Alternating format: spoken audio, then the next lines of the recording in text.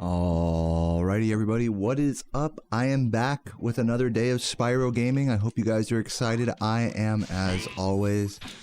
Today is May 16th, 2025, and I'm feeling a little, god, what's the word? Like introspective today. A little bit in my own thoughts, you might say. I think it's partially because I watched, you know, Technicals just put out a new video. You know, someone linked it in my Discord. I wasn't gonna watch it, but I decided to since someone mentioned I had a cameo in it. But it's all about Hax Money's death. You know, famous Smash player that I looked up to, a lot of people looked up to, and just all the bullshit around it, all of the, you know, weird, you know, community drama all around it, people trolling him and lying, top players lying and dodging stuff, and it's just like, it put me in this headspace, you know, where I'm just like, I don't know, I watched part of that, like, I watched like 2/3 of that video, and then like, I was kind of like, I don't know, like, then I realized I needed to look at some any% stuff from Composer's record, and then I basically, which I'm gonna head over to Dry Canyon now and look at some of that, but it just got me all thinking about myself and how I put, you know, Hax died putting his whole life and meaning and purpose behind a single video game, you know, and when that was taken away from him, when that community was taken away from him, he basically, you know, cracked. And obviously I can't help but think about my own life and how I've put so much of myself into this game. And, you know, and I just like wonder, like, what if that was me, you know? I got, you know, banned for some, you know, dumbass reason and just ended up, I don't know. Just a concerning thought. And then on top of that, you know, moving from that into, trying to reimagine what I'm doing in this game and try to kind of get on Composer's level as well. There's just been a lot of comparisons and looking outward, or I don't even know how to describe it. I've just been comparing myself a lot to the outer world of gaming, I guess, and that's not healthy. I mean, it's good to be self-aware and to be introspective, but you know, when I went on my walk today, I couldn't help but just like be consumed by the thought of getting record again and how good that'll feel and how much of a breakthrough that'll be, and it's all really egotistical sort of stuff, you know, to daydream about how good you might be one day, you know. It's like it's kind of implicitly is like I don't like who I am now, you know. I don't think I'm good enough now. You know, maybe it's just looking at the couple of new comments on Composer's record that's like, you know, Deo's got some work ahead of him, and, you know, it's definitely true. I don't know. I can't help but be a little existential about the whole thing, a little bit kind of in my own feel. So that's where my headspace... Personally, conceptually, artistically, etc. I'll read that in a moment. Personally, I forgot what I was saying. God, you know, I might turn off, that's not your fault, but I might turn off text-to-speech as a side note, because I just completely forgot what I was even saying. Not your fault, though. I do appreciate the super chat, Mr. McDonald's. He says, life is expensive, but here's something. Put it in the new apartment fund. The new apartment fund. Thank you for that. I appreciate it. Yeah. I think I'll do that. I think I will turn off text. Again, not your fault, Mr. McDonald. It wouldn't be the first time I've had my train of thought derailed from someone's generosity. And I'd rather not, you know, make you feel bad for that. So let me do that while I'm thinking about it. Where would it be? It would be in Streamlabs, I believe. Sometimes it's nice. It's kind of funny with text-to-speech because, like, sometimes it's like, it's nice because I'll be playing and I'll just be quiet, and then a text-to-speech donation out of nowhere is like really nice for that. But then when I'm like trying to say something, you know, and again, it's not your fault, it's no one's fault, but if I'm trying to say something and then the fucking text-to-speech guy comes and I gotta like wait for him, it's like just awkward. So yeah, let me find that, streamlabs.com. I'm just gonna turn off text-to-speech on the YouTube alert. Oh, I have to log in, of course. It's never easy. I gotta log in with YouTube. But yeah, welcome everyone. Just getting here right now, and thank you, Mr. McDonald, for the generous super chat just now. You're a legend. Where's my alert box?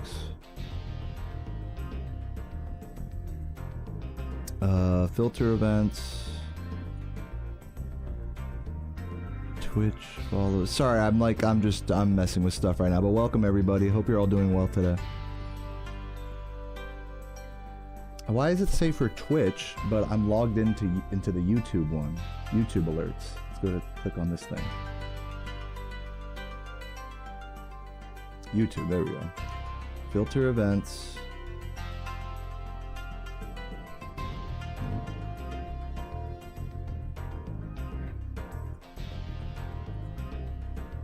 Why does it not let me see any of them?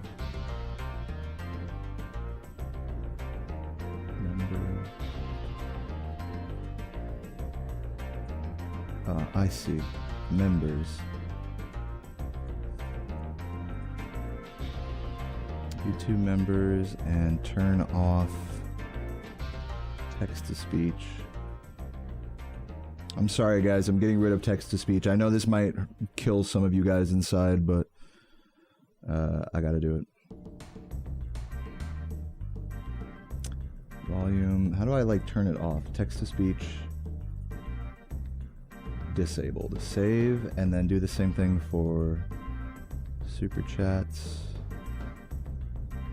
I'm almost done here. I promise I'll read chat here in a moment. Welcome everyone once again. Text to speech. Disabled. Save. Members, super chats. And was there anything else? I think that was it. Okay. Think it should be good now. Anyways. What's up everybody? I see you all there.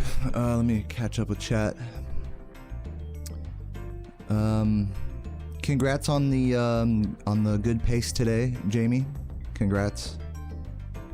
Scary stuff. That's an interesting way to describe it. I hear you though. My stickers arrived the other day. Oh my god, that's dude, thanks for buying some stickers, Hunter. Should you watch on Twitch or YouTube? It's up to you.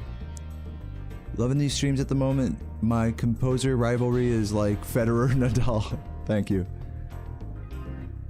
Thank you, Jackie. What's up, Chinwa? Hey, everybody. You love 7 ads in a row? Sorry.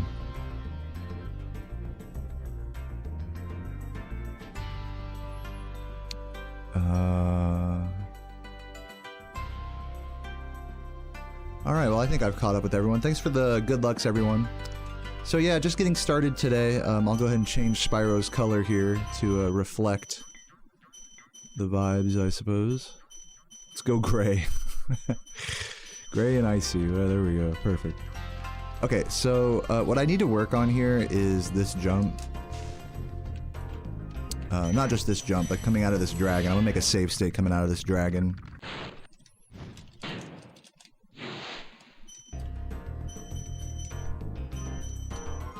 Save.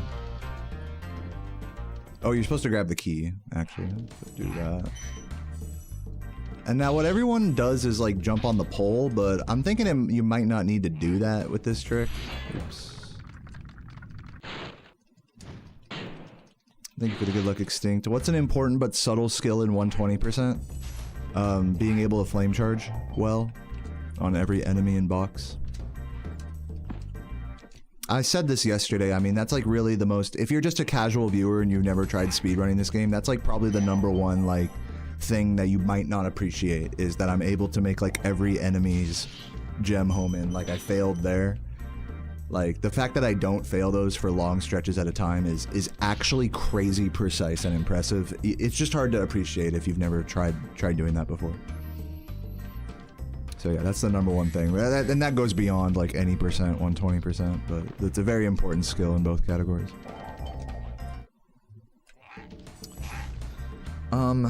Yeah, okay, so let's keep going here. So yeah, guys, like I'm just feeling a little like meh today, like emotionally, I would say. In the wake of watching some like, you know, I don't know. You could say I've poisoned my mind a little bit by watching like a fucking Smash drama video today around Hax's death, and you know, I don't know if drama's the right word for it, but it's just made me like think about my own life in gaming a lot, and what I really want out of my next PB, like, and that I can't get, like, I don't know, I guess you could say, I don't want to say composers living rent-free in my head, but the effect that their double world record has had, I think, on my, I don't know, my psyche is definitely, I'm starting to feel it a little bit. It didn't help that, you know, I went back, I had to go back to Composer's, run, of course, to study this strat, and, you know, just to see more. I gotta, like, not look at the comments, because that's, like, not good for my mental health. Because I'm just, anytime I look at the comments of like, a record like that, I'm just gonna be looking for, you know, comments mentioning me, and, you know, and it's funny because it's like, I'm not even thinking about, when I'm watching this shit, I'm not even thinking about, wow, Composer did something great, like, I'm proud of them, which is what I should be thinking. I'm thinking instead about, oh fuck, what are people gonna think of me? You know? Which is such a selfish way to look at someone else's achievement. So yeah, a lot of introspective thoughts that got me feeling in a, that got me in the feels a little today, you know?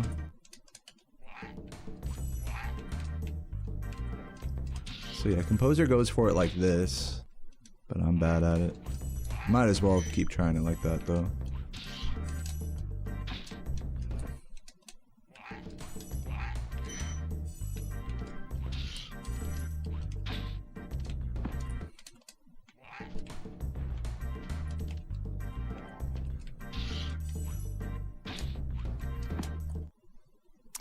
I mean, I kind of like doing this more without the pole jump.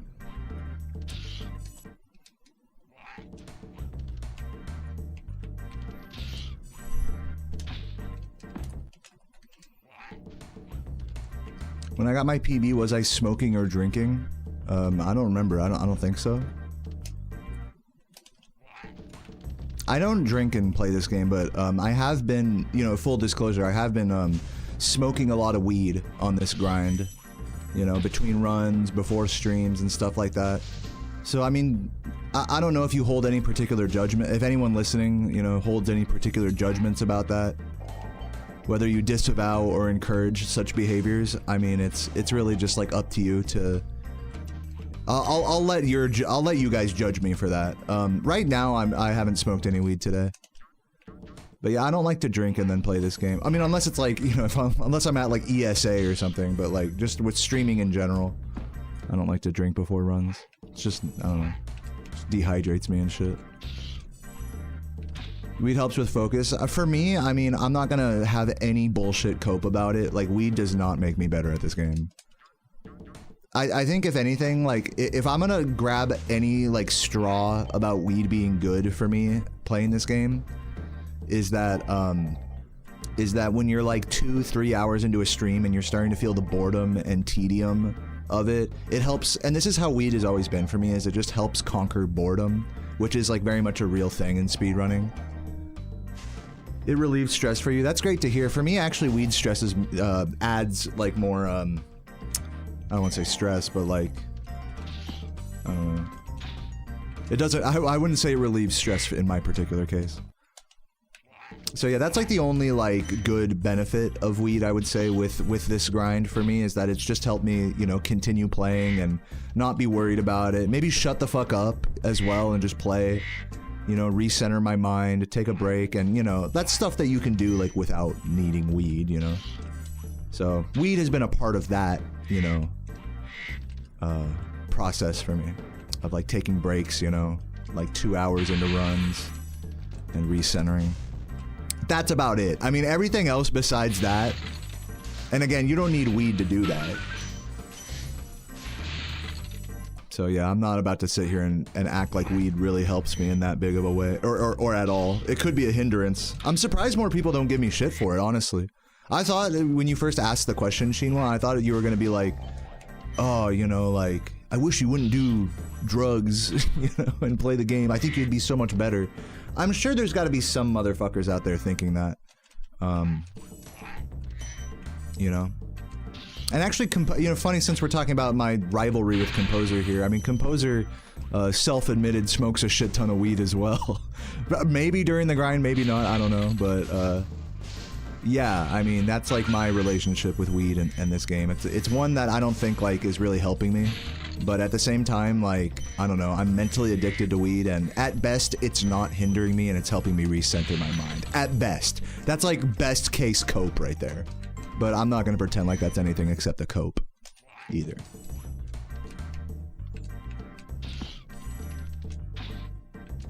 But yeah, right now I haven't smoked any weed today, haven't drinking anything. That might change before the end of stream.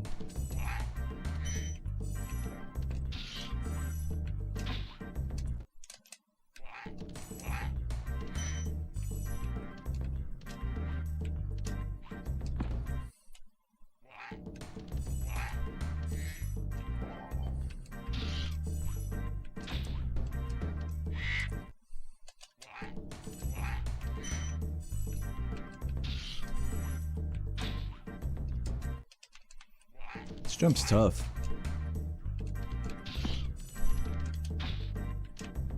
I gotta work on just getting the flop.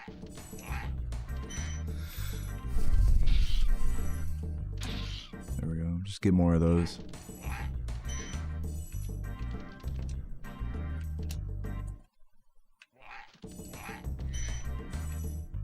Perfect movement.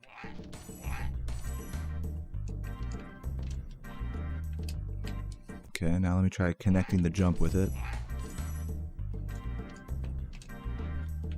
Oops, you're supposed to hold X and square when you go for that. There we go, very nice. So this is the strat I want to do if I ever do a run without Nestor. There we go. Now I'm starting to get the timing a little better. Oh, that's painful.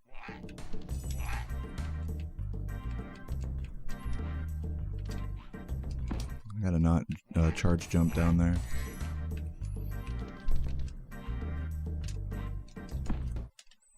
Definitely.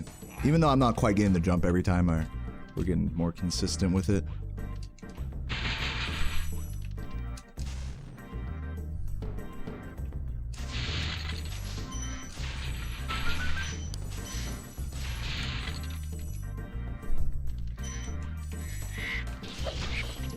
It's another weird one.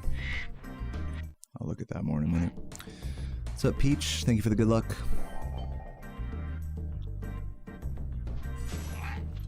He did a crazy technique. Remember, composers, not to dog on anyone for this, but composers' pronouns are they, them, just for future reference. They positioned themselves directly on top of the key after getting the dragon. What are you talking about right here? Right here, the movement you're supposed to do is go this way and then do basically what I'm doing. And then a composer in their run went for this, like going on top of the pole, but that's not necessary. You don't believe in that? Well, I mean, just it's fine, whatever. I don't care. I'm not here to have like a fucking social justice debate or anything. I'm just informing you. I personally think it's nice to respect what people want to be called.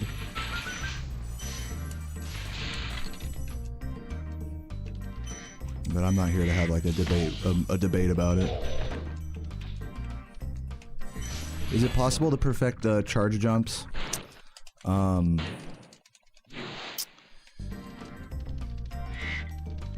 do you mean perfect charge jumps? Like this? This is what a charge jump is. It's just holding X and square.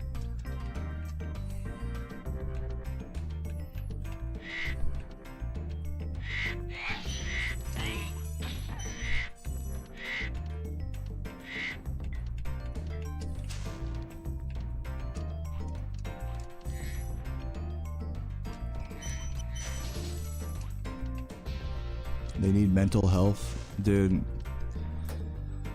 I hate to say this. This conversation's like going really down the shitter right now. If you guys have something negative to say about composer choosing to have they them pronouns, like I am gonna have to just start timing out people for that. Just FYI, like I'm not trying to have my chat be like a place where people even give a remote fuck about that.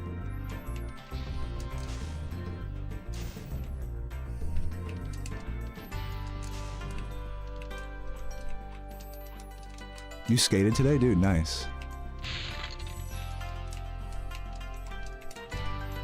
Yeah, I almost went for a skate today. It's just pretty hot outside, so I just went for my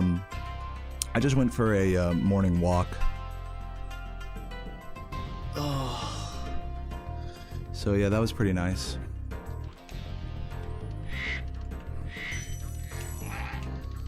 But yeah, I don't know about this jump. We'll see.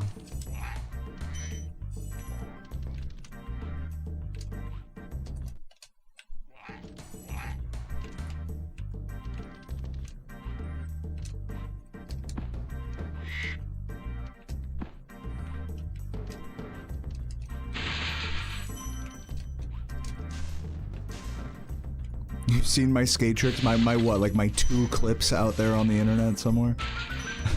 Or like a Ricky's video. Ricky like had to have me send him like all of my skate clips that I amassed over the years, which is not many. Like the couple of tray flips I've recorded. I'm still pretty bad at them. But thank you though, I appreciate it. Yeah, just FYI, like this is the last I'm gonna say about it. I appreciate you guys' input on people's pronouns and stuff. I'm gonna just start ignoring comments like that. Whether it's like, yeah, or no, and if it's like really like on some hater shit, then I'll time people out. But this is like my last I'm saying about it. I really don't like talking social justice with you guys. It's not my battle to fight. So you guys can like go to someone else's chat if you want to talk about that. In all respect.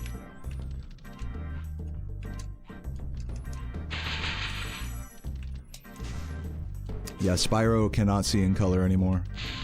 True.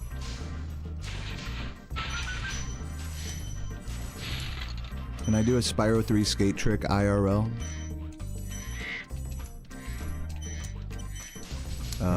Depends on the trick. What's up, Squilliam? Thank you for the 5 gifts. Appreciate it.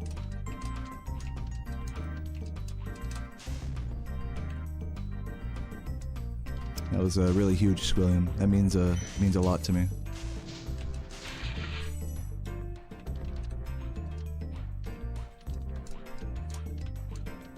Do I ever get told from people close to me that I'm too hard on myself? No, I get told that by my chat room, like you, all the time. I say that with all the love and respect and admiration, but yeah, you guys always tell me that I'm too hard on myself.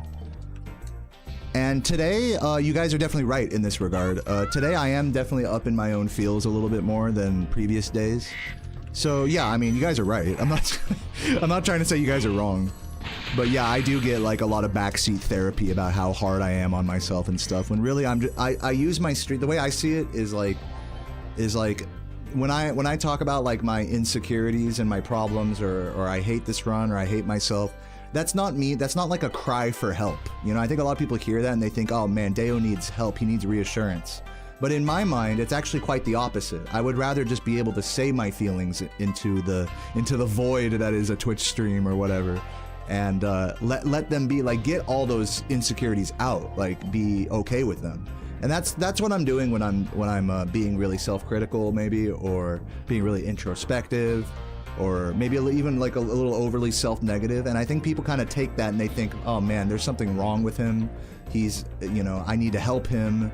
And really, in my mind, it's quite the opposite. So hopefully you can like maybe understand like where I'm coming from with that. If not, it's all good. I appreciate all comments, you know, whether it's like some like Dr. Phil in the chat type thing, or what, you know, because I know you guys are just trying to be nice and supportive, and you guys just want to see me thrive, and you know that means a lot to me. So however you express that is totally okay with me. I think I've gotten better over the years in terms of just kind of letting people say their piece in that regard, you know, however they think I'm feeling or should feel, or however they want to try to make me feel better. I used to really shut down comments like that more, and even make fun of people for trying to say stuff like that. You know, like Dr. Phil in the chat over here.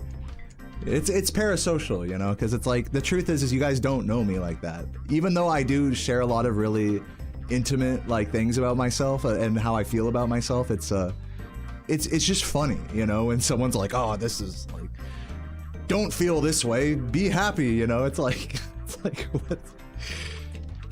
It's just funny. It's not like bad on anyone's part. It's not good. It's not anything. It's just funny all around. It's a funny situation, is how I would put it.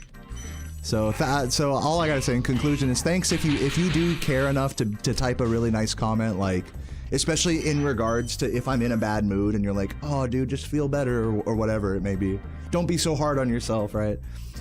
Thanks. I mean, thanks for that. I'm not personally asking for that. I actually don't necessarily, if you want to know what I want, I don't actually want comments like that. If you really care about what I want, then, you know, that's what I want. But if that's how you express yourself in my chat, that's okay. You know, that's like part of the challenge for me is navigating that and not letting, you know, messages like that get in my head, like as you could tell they probably have in the past. So it's all good.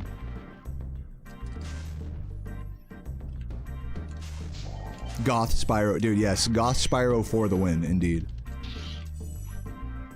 Yeah, so it is possible to do Nestor skip and get Ivor, and the dragon that we would skip later would be in Stonehill. So actually, I was in the Spyro Discord asking about the ideal route there because it has had some slight updates. It is pretty similar to the whatever Days posted a while back, but I think Laura picked out a few gems that are like better to skip or whatever.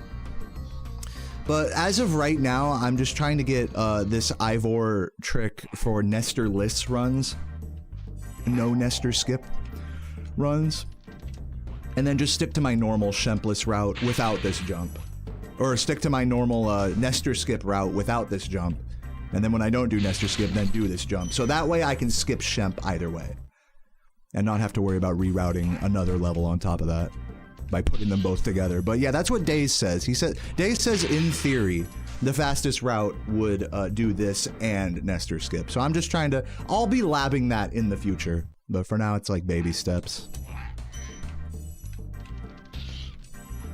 Oh, Drawno, you're going to ESA? I'm sorry if you've told me this before. I'm not sure if you did, but this is my first realizing that. Dude, I'm excited to see you. That's going to be amazing. We'll definitely have some hangs. What's up, Humber?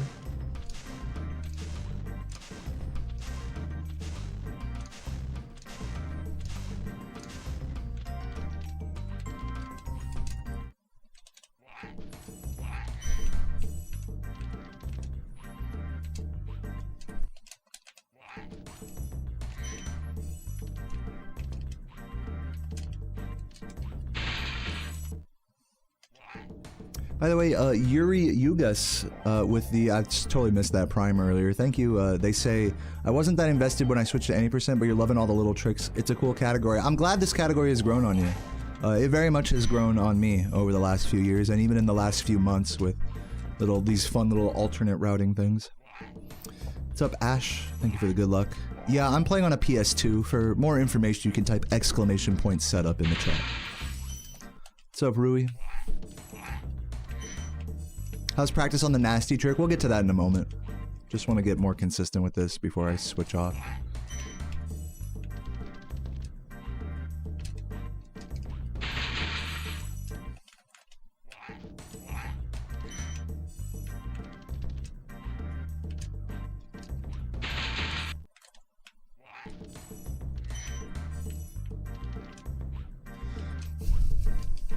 There you go. I'm liking this consistency.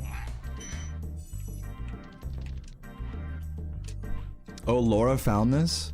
Well, the interesting thing about this this section here is that for a long time it was known you can get up here with like a wall glide. This is actually the same thing is true with Fasty Nork, is you can do that part with the jump that we're doing. We call it a wall assisted boosted skitter jump, or a waspja. So yeah, I think like, you know, Laura, probably what you're referring to with Laura is she was like researching this boost, but you know, I don't think she was the first to find this particular boosted skitter jump. I think that honor might go to Squid, maybe. I'm not sure. It's kind of hard to pin it down. Maybe she was the first to actually to do this particular one. I'm not gonna say she was or wasn't, but you know, there's definitely a lot of history with these little like barely possible kind of skips that go far beyond the execution I'm doing now.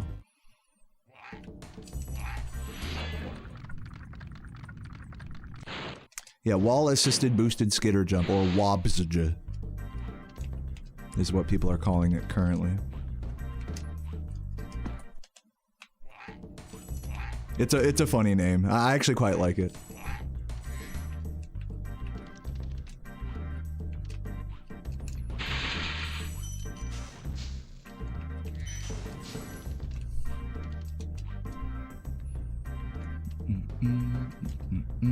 Yeah, I think here I got you, Skooma Den, dude. Hey, thank you for watching. I'm gonna just time you out for today because it seems like there's like some static going on with you in the chat.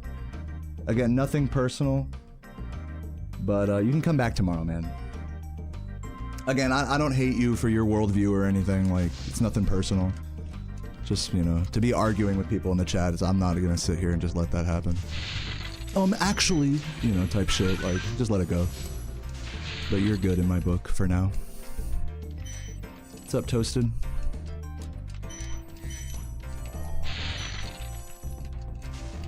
What's up, BPM? Give you the Wasp BJ.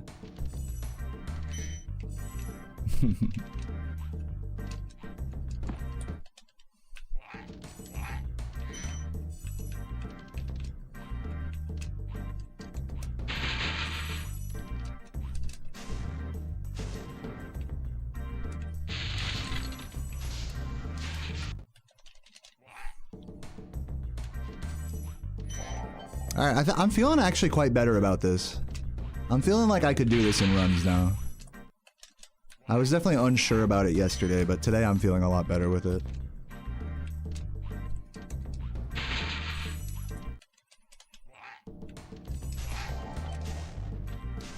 Do I think Nestor and Ivor can PB well enough to get to 30? Yeah, absolutely. I think I'm capable of getting a 36.3x, maybe 2x, just like Composer. Now, I'm not sure if everyone agrees with me on that. If you look at the comments in Composer's world record video, I don't know if you have people quite believing that I'm on Composer's level currently, but I think I am. But I mean, I guess that's for you guys to decide if, you know, if you don't think I'm capable or whatever. But yeah, I could definitely get a 36.3x for sure.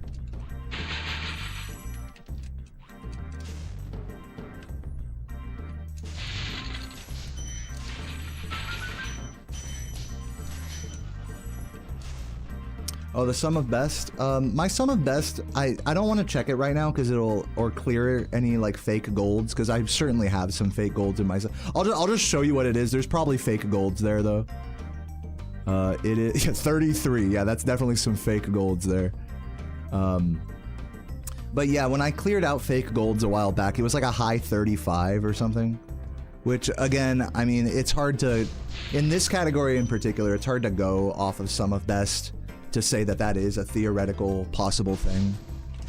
I've always had this like viewpoint on sum of best in this game that like it's never going to be achievable, you know? Maybe that's like not a hot take to some of you guys who do speedrun, but I think for the average viewer, if you see the sum of best and it's like, wow, 35 must be possible, but I don't believe that that's the case. Not yet. But that's just like my outlook on it with the context of this particular game. A fake gold is when I split early or late, or maybe I, you know, I'm over gemmed in a level, so I get to skip big parts of it, so I end up getting a fake best split. See what I'm saying? Do I feel like this runs better for my mental health? I mean, I don't know, dude. You're asking just because of the length alone? No. I don't mind the length of this category, and I don't mind the length of 120%. I don't feel like the length alone is like a contributing factor to whether I'm mentally healthy or not.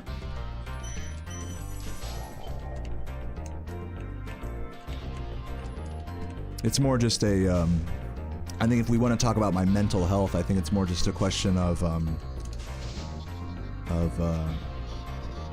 my own like self-talk, my own how I see myself. That really, a lot of stuff with mental health and speedrunning, I really believe it just goes way beyond just the game. It's like, oh, do you think because this category is hard that affects your mental health? If you think that's the case, that's like a problem with your outlook on the game. It's not the game's fault that you're mentally unhealthy. Do you see what I'm saying? So to pin like a mental health issue on some factor within the game, I think it's kind of glossing over like a deeper like self-reflective problem. It's just my opinion. At least for me, that's the case. I'm not going to speak for everyone. You really do need to have, I think, the right outlook to speedrun any game or any category. You have to know what you're getting yourself into, is what I'm trying to say. You have to know that, like, this category is short. There's like there's some choke points. There's rat proxy. There's this jump. There's Nestor skip. You know, there's all the jumps in Peacekeepers. So it's harder to expect a good run every time, even if you're playing well. You know, you can't really be sure about the end time. So what I'm saying is you have to go into it expecting a much bigger variance of end times in this category than you would in, say, 120%. In my case, this is just speaking in my case. I'm saying you, but really I mean me. Like it's all about expectations versus reality.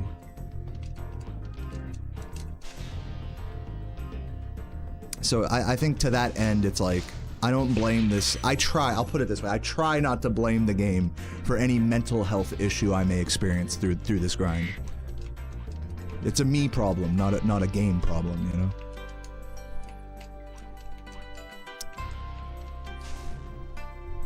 Do I think my life expectancy is lengthened from Sunny Flight on Dancer? Dude, you know what's funny about you mentioned that? And I kind of regret doing this. I just kind of did it on a whim. I don't know why. But I totally deleted all of my old dance pad PBs. I don't think I mirrored any of them to YouTube. And I just ended up deleting them when I was just going through all my old Twitch highlights. So I think one day I'm going to have to go back. I still have the entire dance pad any % run on my YouTube, but the actual ILs that you're referring to, those aren't, those don't exist. Those are lost media now, which is kind of stupid on my part. I remember when I was deleting them, I was kind of like, why am I doing this? But whatever, it's fine. It's just all the more reason if I do care that much, just go do it again. You know, it's not really the end of the world. I mean, that's kind of the beautiful thing about like lost media and speedrunning is like, okay, it's like, are you an active player and you deleted an old PB? I mean, yeah, that sucks for posterity purposes, but you could always just go and do it again, you know? Like, no one's stopping me from, you know, if it's really a big problem, if it's a big deal, like, go fucking do it again, you know? Like, that's kind of the funny thing about this hobby.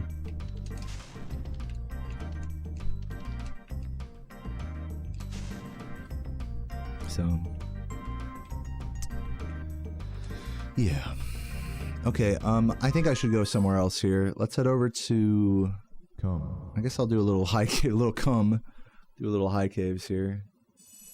Dynamox, thank you for the prime, man. 27 months, long time no see. Good luck. Thank you. Appreciate that.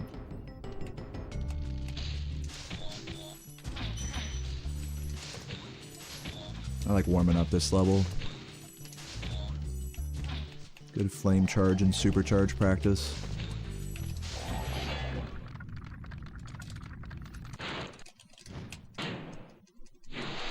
What's up, Stinkier Boy? Stinkier Boy was one of the people that said, what was your comment on Composer's video? I read them all, of course, in my egotistical state. Stinkier Boy was like, said something like, Deo will never get record again.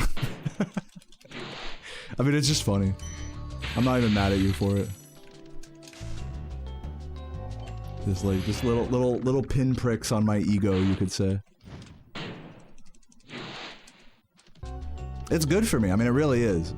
I really think people typing, like, just zero belief in me being able to take world record back. I think it is really eye-opening. I think that's kind of a cool thing about, like, streaming and doing stuff on the internet is you really do get an unfiltered, you know, if I were to ask, like, you know, my girlfriend or my mom, of course they'd be like, oh yeah, or even most of my chat be like, of course you can get record again, of course you got this. But it's not until you go into the comments of, like, the current record that you see, like, you see people's kind of true outlook about it, you know? It may not be a lot of people, but it's definitely eye-opening, you know? Because someone like Stinkier there might be scared to say it in my chat. Maybe not. But, you know, it's just nice to get, like, an unfiltered, you know, reality check from people, I guess. I mean, it's not nice. I mean, it definitely, like I said, it hurts my ego, but I mean, it's good, like, it's character building, I guess you could say, for me, to be able to take those on the chin.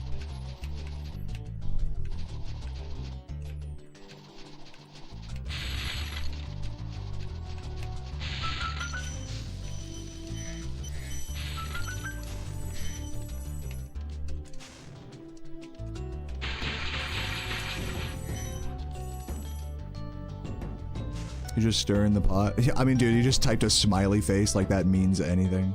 Yeah, bro's just clearly just trying to get a reaction, so, you know. It kind of is just a reminder that, like, you don't really know what's real and what's not, you know.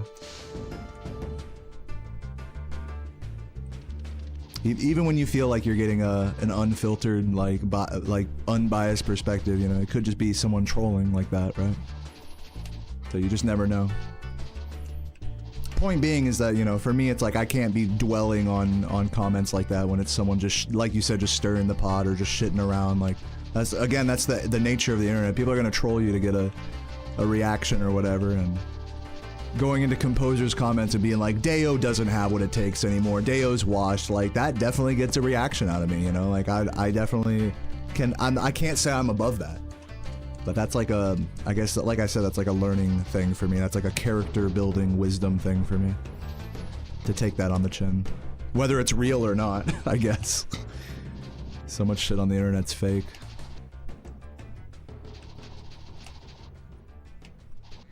Yeah, you like the goth Spyro? He's a vibe.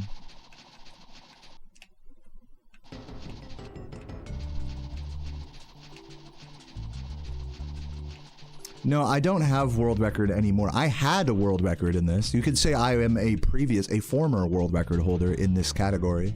I am also a current world record holder in 120%. So we are both world record holders in different categories. But in case you don't know, Composer improved the any percent record to 36.43, while my PB currently remains 36.57 in any percent. Now you're caught up. Fuck what people say. I mean, okay. Let's enjoy the journey. I mean, yeah, for sure. I love, like, you guys' viewpoints about this. It's either like, you know, fuck them or this or that. Like, I'm trying to accept that people are gonna troll me, you know, for being washed up or whatever. It's really, in my mind, it's not like a fuck them type thing at all. It's like it's a maturity check on my part. But yeah, I mean, but that's also true. Like, hey, fuck what anyone says, you know, right? It's not like, and let's just be so honest, it's not like I have any real fucking haters or anything. It's not like anyone in Composer's comments is, like, actually hating on me in any serious capacity. You know?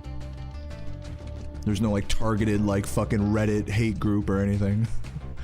So, you know, it's definitely...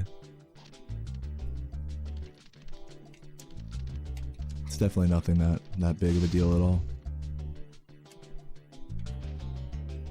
Yeah, Will, I mean, you know, I pretty much have already incorporated. I was practicing the jump in Dry Canyon to get Ivor, the extra dragon that I don't grab in my PB, on runs where I choose not to do Nestor. So that's one example of tech that Composer does that I am now doing, that I wasn't doing before.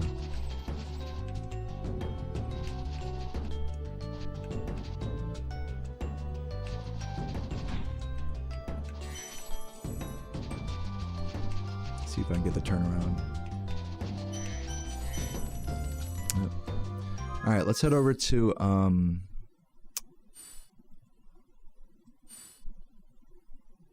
I guess let's do Rat Proxy and then some fasty Nork practice.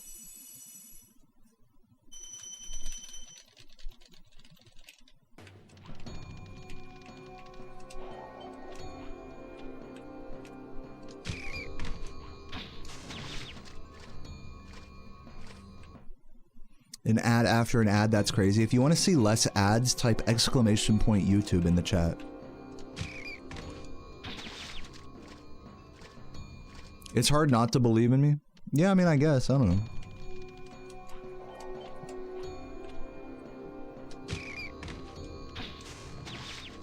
What's up, Zach? Thank you for the good luck. Nice booty.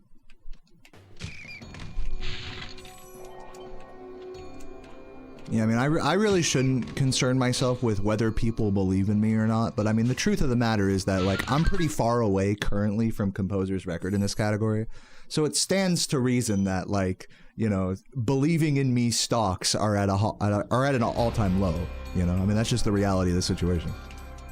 Now, whether that matters or not, like, that's something, like, I gotta decide for myself, and obviously it shouldn't matter to me. But, you know, easier said than done when it comes to, like, ego stuff like that.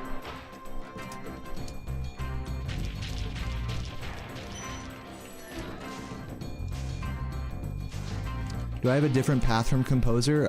Yeah, so I do... I feel like I should make a... I get this question multiple times a day. I'm gonna make a command explaining it, but let me just practice this first. Ooh, that was actually kind of close.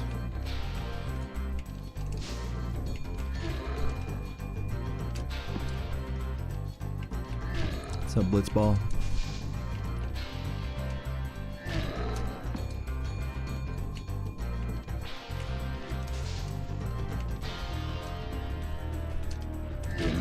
Timing this right. Let's just try to get the flop here. There we go.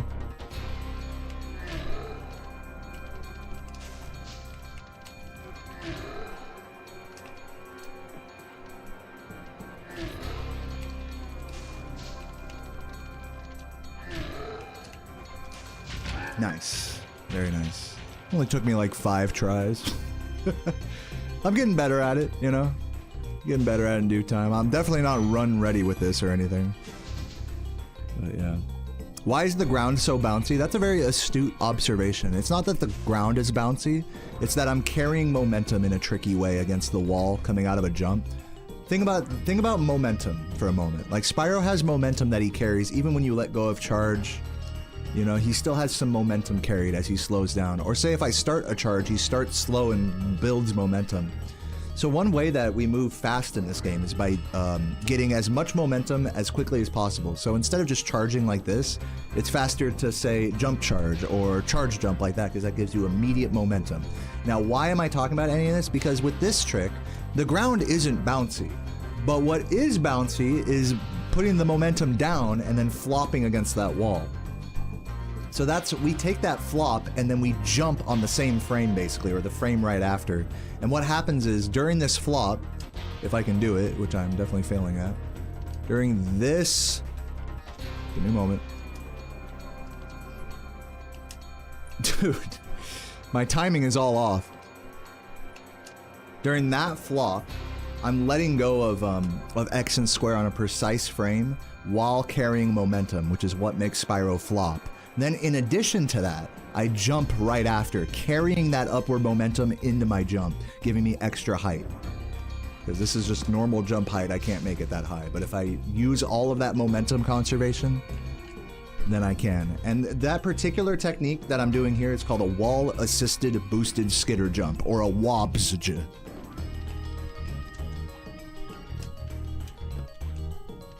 But it basically requires 2, like, almost frame-perfect inputs back-to-back. Getting the flop and then the jump right after. And not to mention hitting that flame charge on Nasty as well. So that's what's all going on there. That's why I'm able to jump high enough to get up there.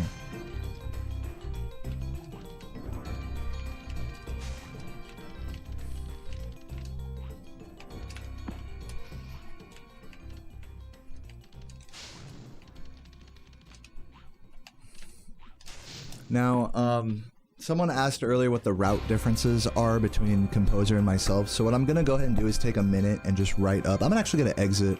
Let's go to a level with some doper music. Let's go to Dark Hollow.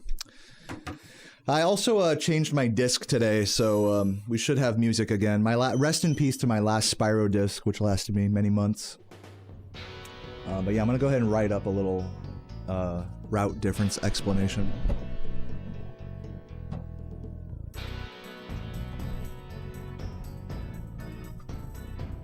We already have a route. We do.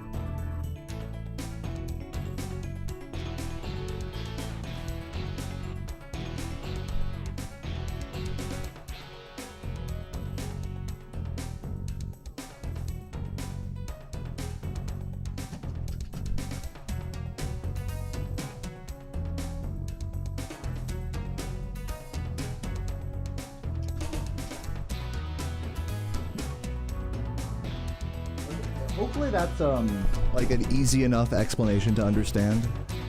In any percent, I do Nestor skip, then skip Dr. Shemp. Without Nestor skip, I grab an extra dragon in Dry Canyon instead so I can still skip Shemp.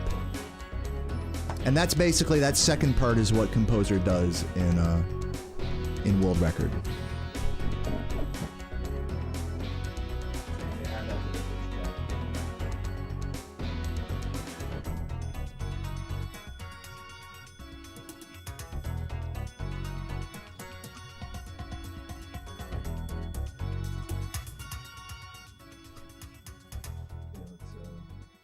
Edit.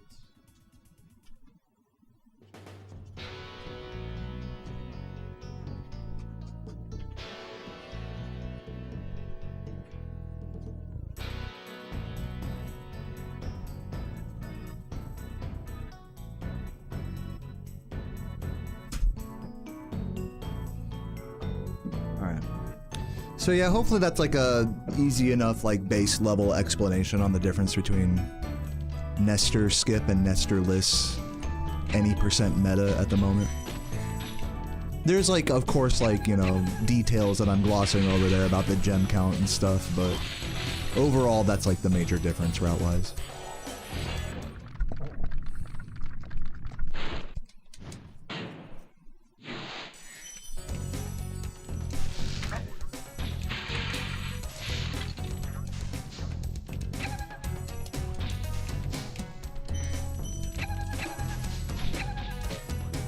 Why am I in Dark Passage? I tried to go to Dark Hollow and I went to Dark Passage by accident. I just realized that. Okay, should I do a run now?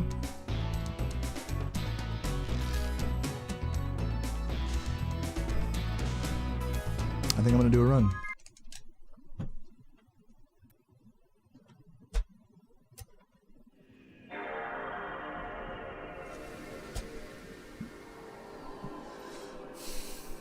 Going fast dick speed. Thank you for the good luck, Bradley. Good to see you, dude.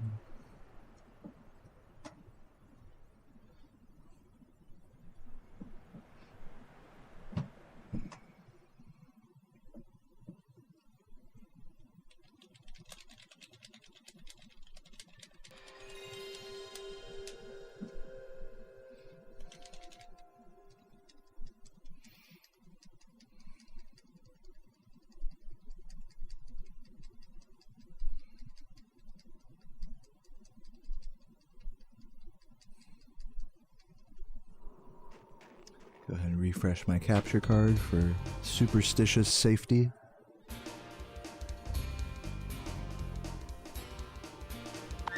And let's get into it.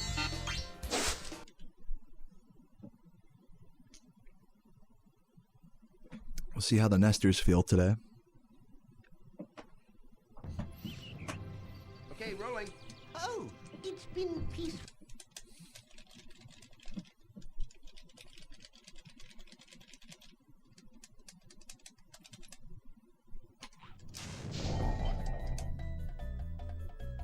This should work. There we go, first try. I mean, hey.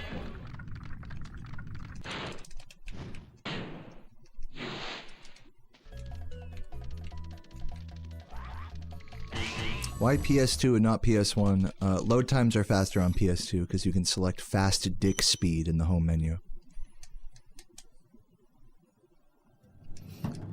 Alright, let's get it.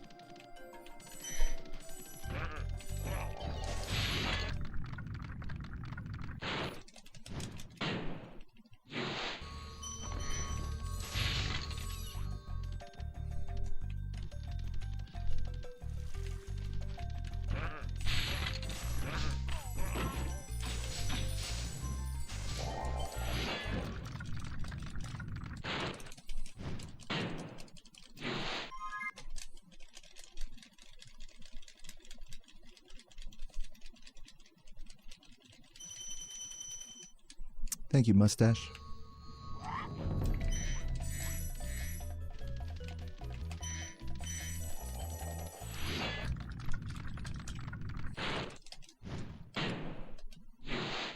Congrats on the new job, First Maple. Overnight job, huh?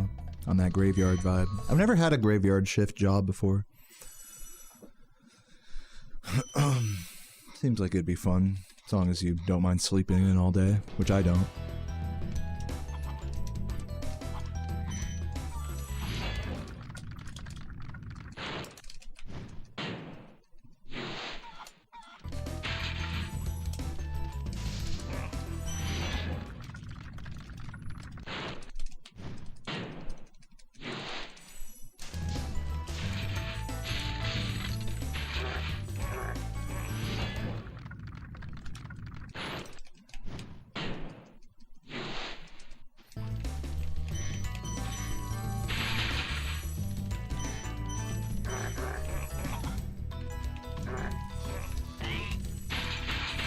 Does anyone here have like a part-time job where they'll just work like a couple hours a day, maybe? Like have like a 3-4 hour shift, perhaps?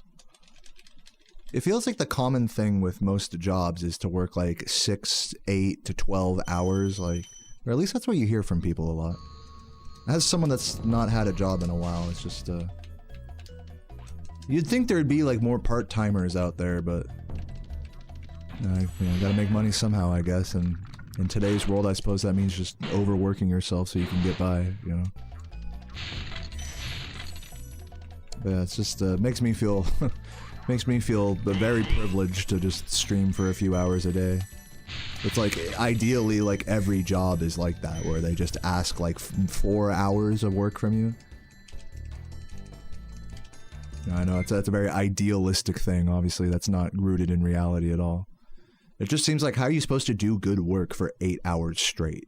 You know, like, does anyone, like, really, like, tell themselves that, like, oh, yeah, I need to be here for, like, 12 hours? You know, it's like at that point, you're paying someone to just stand around and space out for, like, half the day, basically. Just seems inefficient. I mean, just full stop.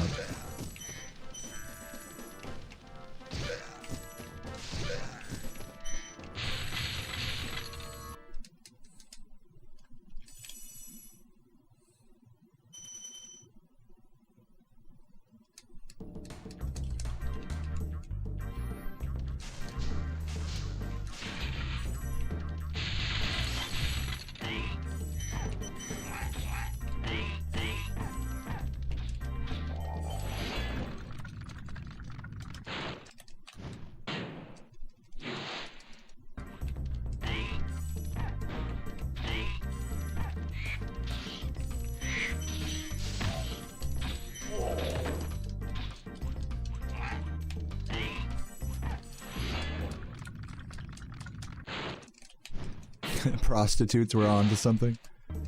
Any prostitutes in the chat?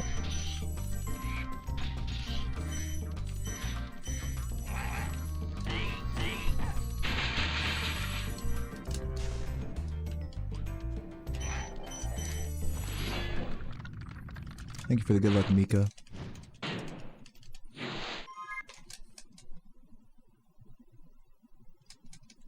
Doing 8 hours of something you enjoy, it's not healthy. You need to do something usually you don't enjoy for the same amount of time, and it's normal. For me, it's tough to speed. You know, maybe I'm just a pussy for this, but for me, it's hard to do something, even something I like, for 8 hours straight, like dedicated. You know, like sure, it's one thing to space out and get stoned and play GTA 5 for like 8 hours, but I mean, even then, like, I don't know. Am I crazy for thinking it's hard to play a game for like more than like a few hours straight?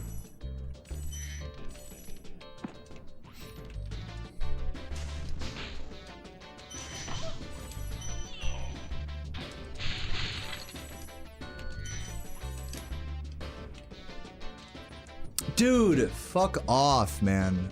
I kind of want to reset this. That's such bullshit. But I'm gonna take it to the end of this level before I make that call.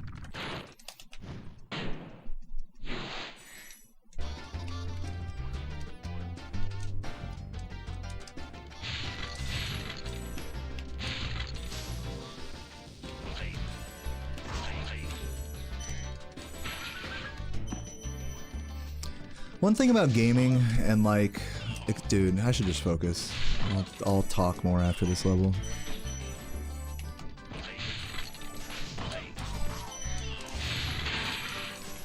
I already threw records, so I don't know if I'm in quite the headspace to reset quite yet, especially with this being the first run of the day. I have been on a no reset-y vibe lately, so maybe a reset is warranted, but I don't know.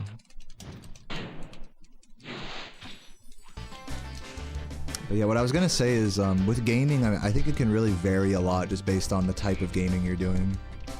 No, he didn't see me. I thought he did.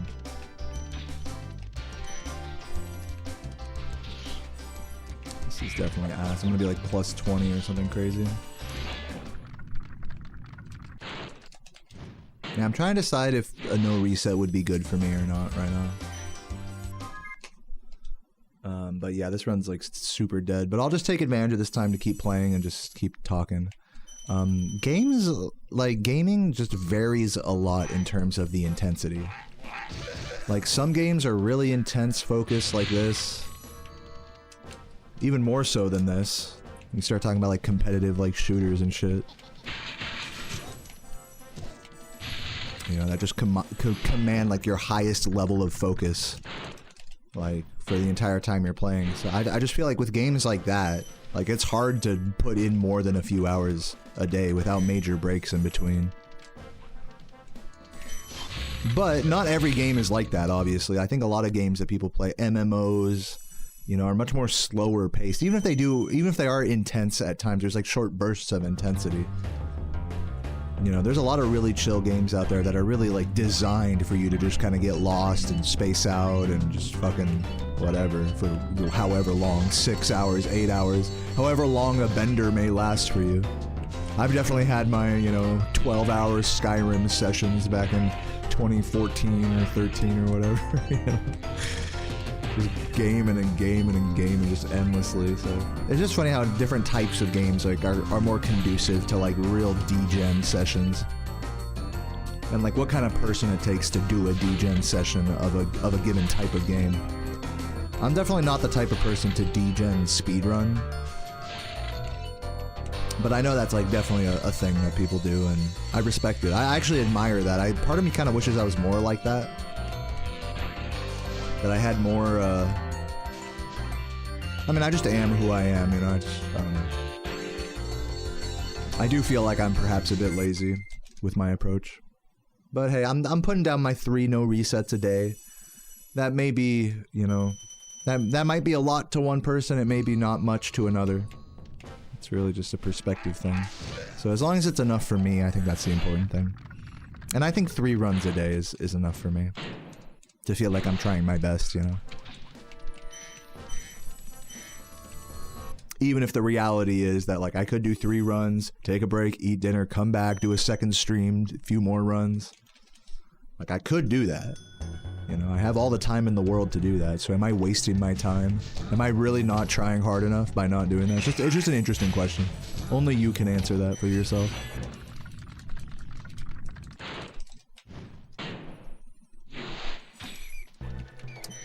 Bye, Sam. See you, Sam. I don't know who Sam is. Sorry.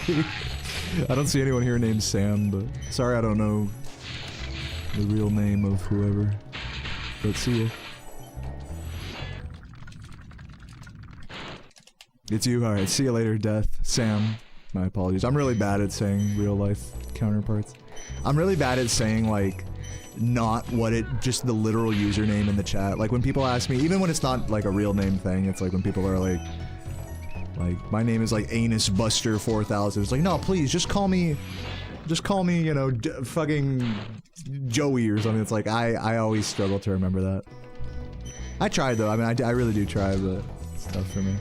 I'm horrible with names. Always have been.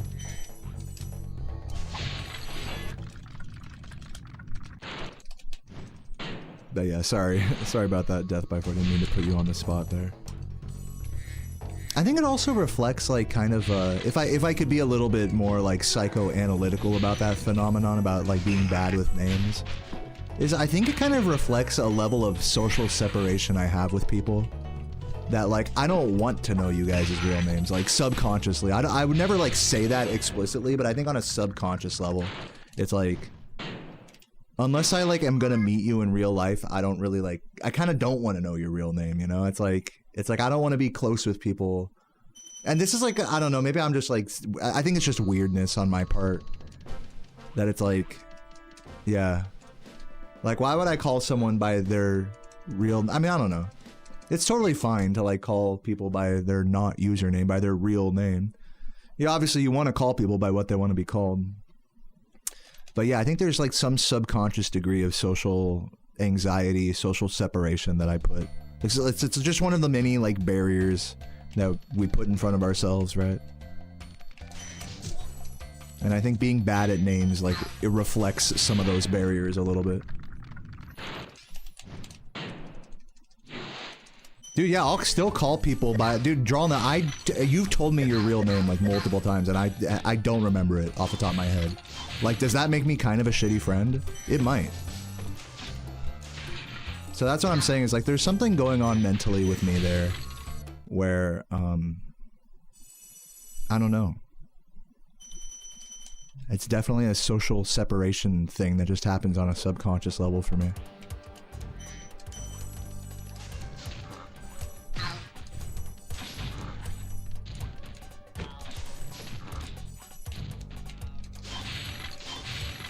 But yeah, of course, if someone like insists that I call them by their real name, I definitely do try my best to do that. I'm never gonna be like, no, fuck you, I'm calling you by your username, you know?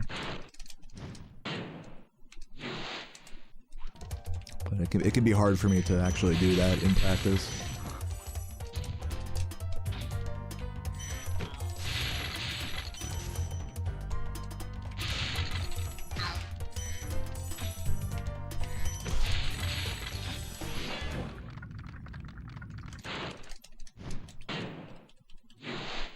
I wouldn't say that to you. Say what to who? I forgot what I said. Can you like recontextualize what I just contradicted myself with?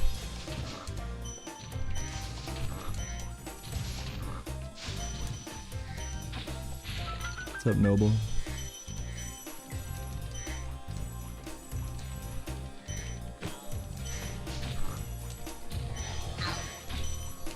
I'm missing the self-contradiction there. If you could just explain that for me. Sorry if I'm not getting the joke. What's up, Danae? Thanks for the good luck. You're naming your son Moneybag. I still got my Moneybag shirt just sitting over here.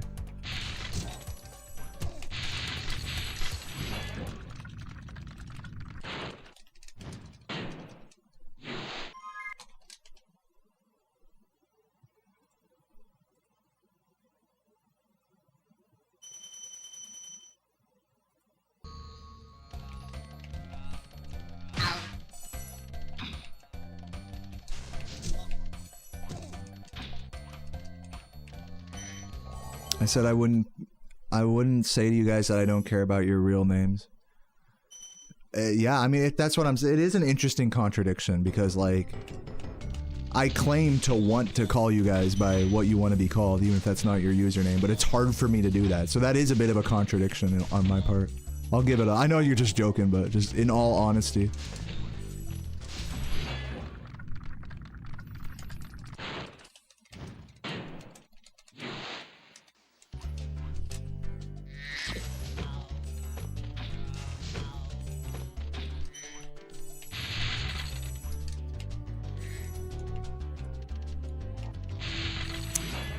Not to throw Ricky under the bus, but I think, you know, while I'm talking a bit about, like, how I socially separate myself from people online, just subconsciously, like I don't even realize that I'm doing it.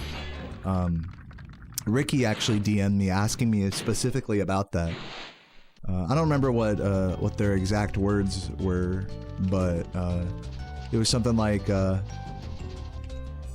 it was just something like, oh, you know, like, you know, you're always just, you know, doing your own thing, you know, you're not, like, I'm not in, like, any of the servers, like, talking all the time. I'm in, like, a few Discord servers, but I never hang out in DCs, I never, like, really talk to people a lot outside of stream, even other runners.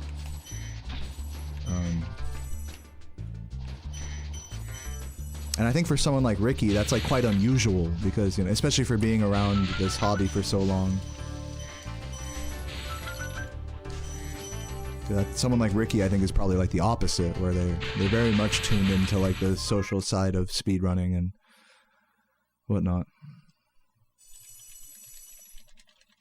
So yeah, the hard thing for me to do is to not feel like, oh, I'm like an asshole for that, you know?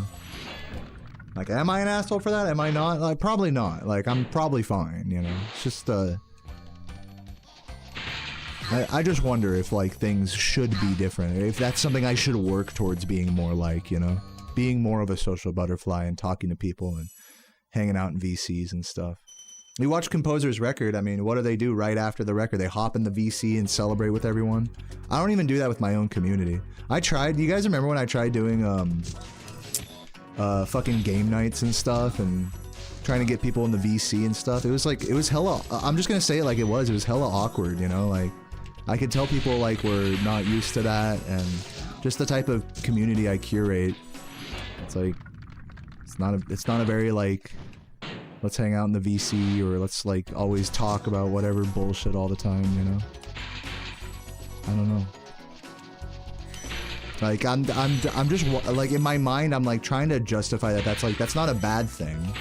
That's just how I am. It's just a reflection of how I am. Which is, like, frankly kind of antisocial. I'll talk into a mic, you know, in a room by myself all day to a chat room like it's nothing.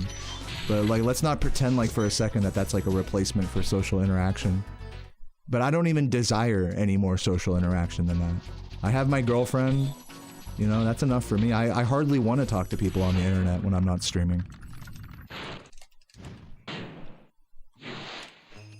So yeah, once again, it's like looking at that, like, not in a self-deprecating way is kind of a challenge for me.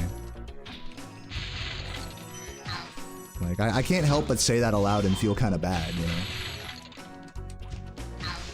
But it's just how I am.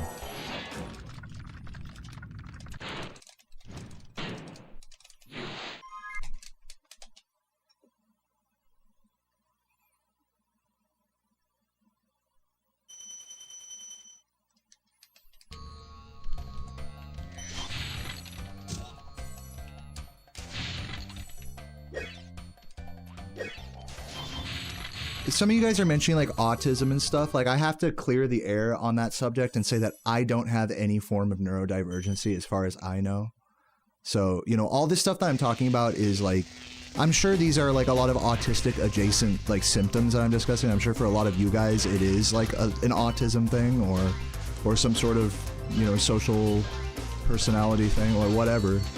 Neurodivergence. But for me, I just want to be really explicit in saying that this is something that a non-neurodivergent person goes through as well.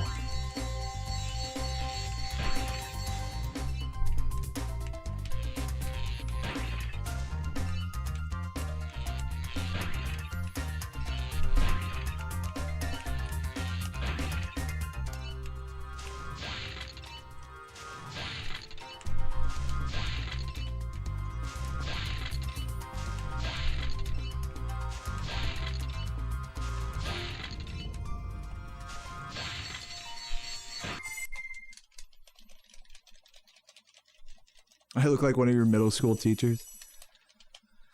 Yeah, I almost became a teacher. I'm sure I would have fit in swimmingly. But I like it better here.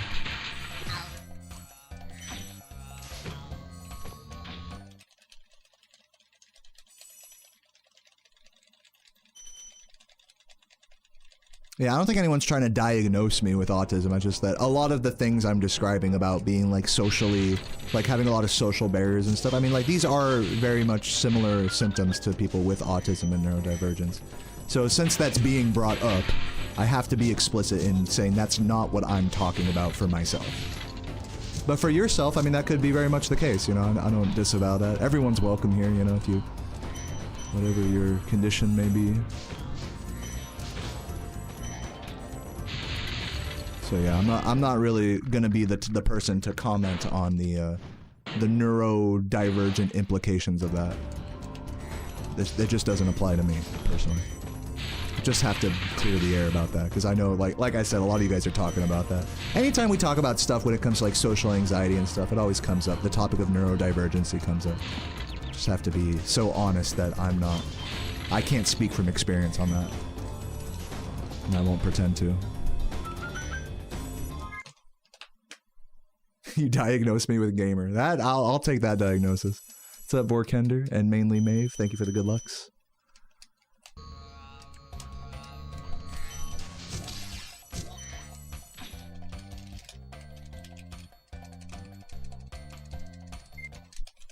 So you feel very uncomfortable when having to argue a point with someone IRL? No, I don't believe I really implicated that at all with anything I was saying. I just said, really all I was saying was that, you know, I see my peers in speedrunning and streaming and internet stuff and see that there's a lot more social interaction from other people than how I present myself online. I don't think it really has anything to do with like conflict aversion per se. I will say on that, since you bring it up, you know, as a separate thought, I am a bit conflict averse, but I mean, I don't know. I am a bit like that for sure, but not to an unreasonable degree, I would say. Like if someone's gonna argue with me, like, you know, I tend to just let people have the W. I mean, I think to that end, I have a particular like lack of a sense of justice, especially amongst Americans. In American culture, I think a lot of us are taught that justice is really important, you know, that if someone wrongs you, you have to like tell them off, or, you know, or you have to right all the wrongs that, especially that happened to you personally in the world. So if someone says something that's like rude or that you believe is wrong, like you have to get in an argument or correct them or something along those lines, get in a fight. So in that sense, I don't really believe in any of that for myself, which I think to a lot of people would make me quite the pussy. If someone's gonna like argue with something with me so vehemently, you know, or want to get in a fight with me, I mean, I'm just gonna let them have it, you know. I'm like, like I'm not like, nothing to me is worth like getting hurt over or like dying over or, you know, making a big fool out of myself, you know, getting in a yelling match with someone or something along those lines. It's just no point, like no stance is like that like important to me. And again, I think a lot of people might hear that and be like, wow, that's pretty weak. You're pretty weak for that. There's like a word for that where you're not like very extreme in your beliefs. Not centrist, but a word I've used in the past to describe it is that like I'm a bit of a pushover, you could say, like in my opinions. I'm very quick to like let someone else like, I don't know. I mean, I hear all viewpoints of stuff, you know. I mean, I realize. I think the problem with having a really justice-minded worldview is that it kind of you kind of put nuance to the side. Like if you're mostly right about something and someone else is like a little right about an opposing opinion, it's like you won't hear them out about it. You know, it's like you're either all right or all wrong about something. When in reality, like most issues that are worth arguing over are quite nuanced, and quite faceted. Even if there's like a good stance and a bad stance, there's like validity to the fucking bad side as well, right? So, I mean, I'm not like, I think that's kind of where that comes from for me, is that it's like, I'm not trying to, I don't know. The world is just not black and white to me. Like, you could even say that I have like a pretty like immoral or amoral worldview. You know? I really don't stand for anything.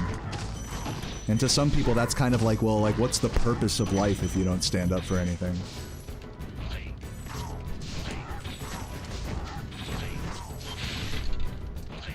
But maybe I do stand up for stuff and just don't even realize it, just like implicitly. I don't know.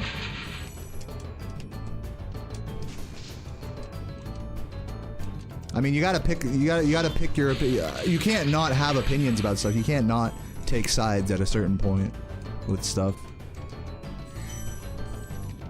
So, I don't know. But yeah, I mean, all that to say that, like, no, I'm definitely not the type to get into arguments with people, like, in a major way. I'll always be looking for a compromise or, like, a solution or a de-escalation to any conflict. Even if I disagree with the person or what have you. I guess it's just in my nature.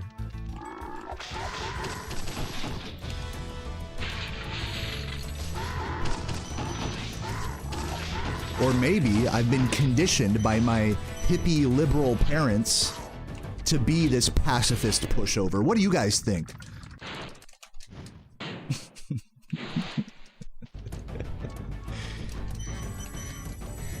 Like, it's true. I mean, I'm definitely a product of my parents telling me that peace and love is like the answer my whole life. And I think that is like a reflection of what I'm talking about here.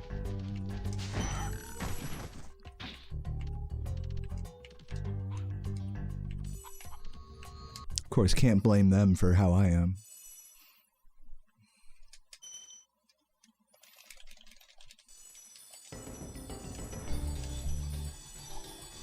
How does that make you feel? Am I getting too stoner philosophy here?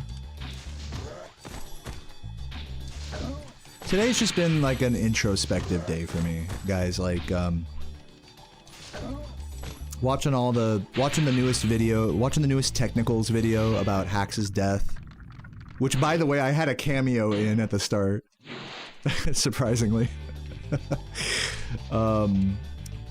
And just hearing all this fucked up stuff about, you know, people on Twitter and Reddit and Discord, like, harassing each other and just being nasty or pushing their beliefs onto each other.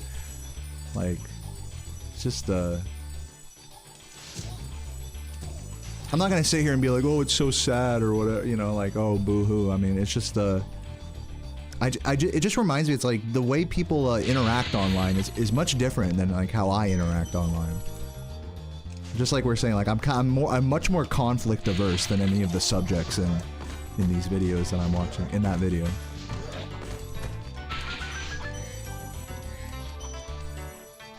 And that could be for the better or for the worse, you know? I mean, I'm not gonna pretend like I'm better for that or anything.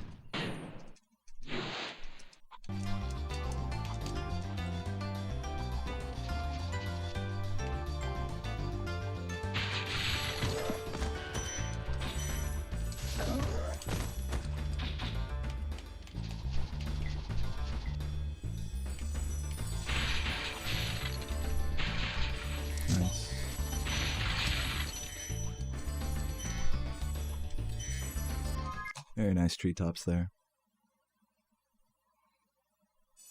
People are toxic. Yeah, I mean, you know, I'm not... I want to reiterate, I'm not trying to, like... What's the word? Virtue signal? About how, oh, the way I am is, like, better than any of these people who are so, like... Whatever, this or that. I mean, it's just everyone's different, is all I'm trying to say. I'm not trying to be like, oh, people are toxic and I have it all right, you know? Not at all.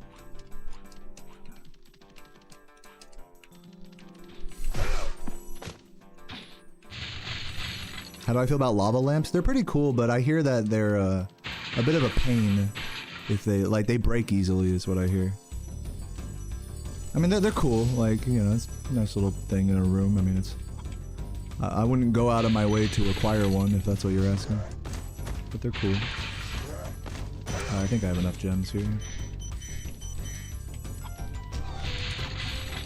I think a lot of people think of lava lamps as like tacky, like old school shit. Like having a record player or something is like some old timey thing. But it's like if you use it, then it's fine. Like, also, rip Sparks. I should have turned around for a Sparks there.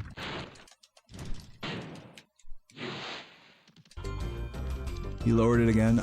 Yeah, Composer lowered the world record 2 days ago. Also, just as a reminder, Composer's pronouns are they, them. It's all good, though. Just gotta show respect to the record holder. Yeah, you're good.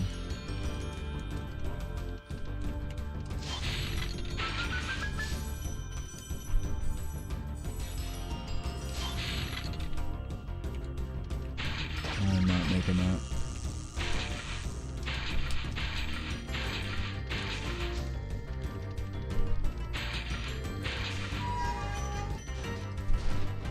I mean, to be clear, I mean, I would respect someone's pronouns even if they didn't have record.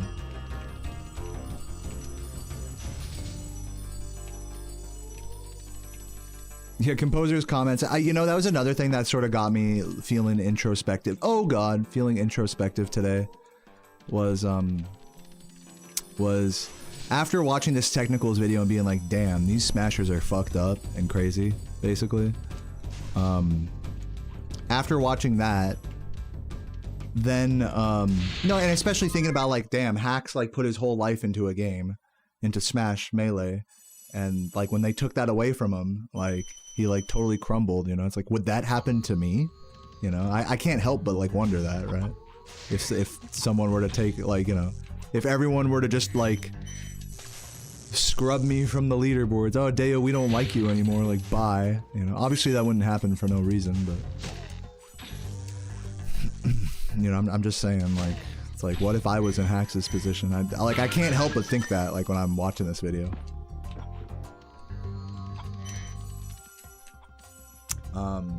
But then to go from that and to be like, oh wow, I need to learn like a strat from Composer's Record, and then like I'm looking at the Ivor route, then of course I scroll down to the comments and there's just like a few more about like, oh, Deo's got a long way to go, you know. It's definitely got me like just this content I've been consuming this morning has definitely got me up in my own fields for sure.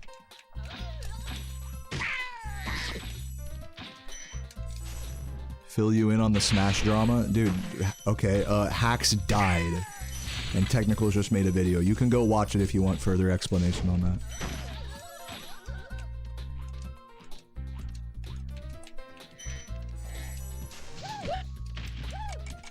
Oh, I almost had that.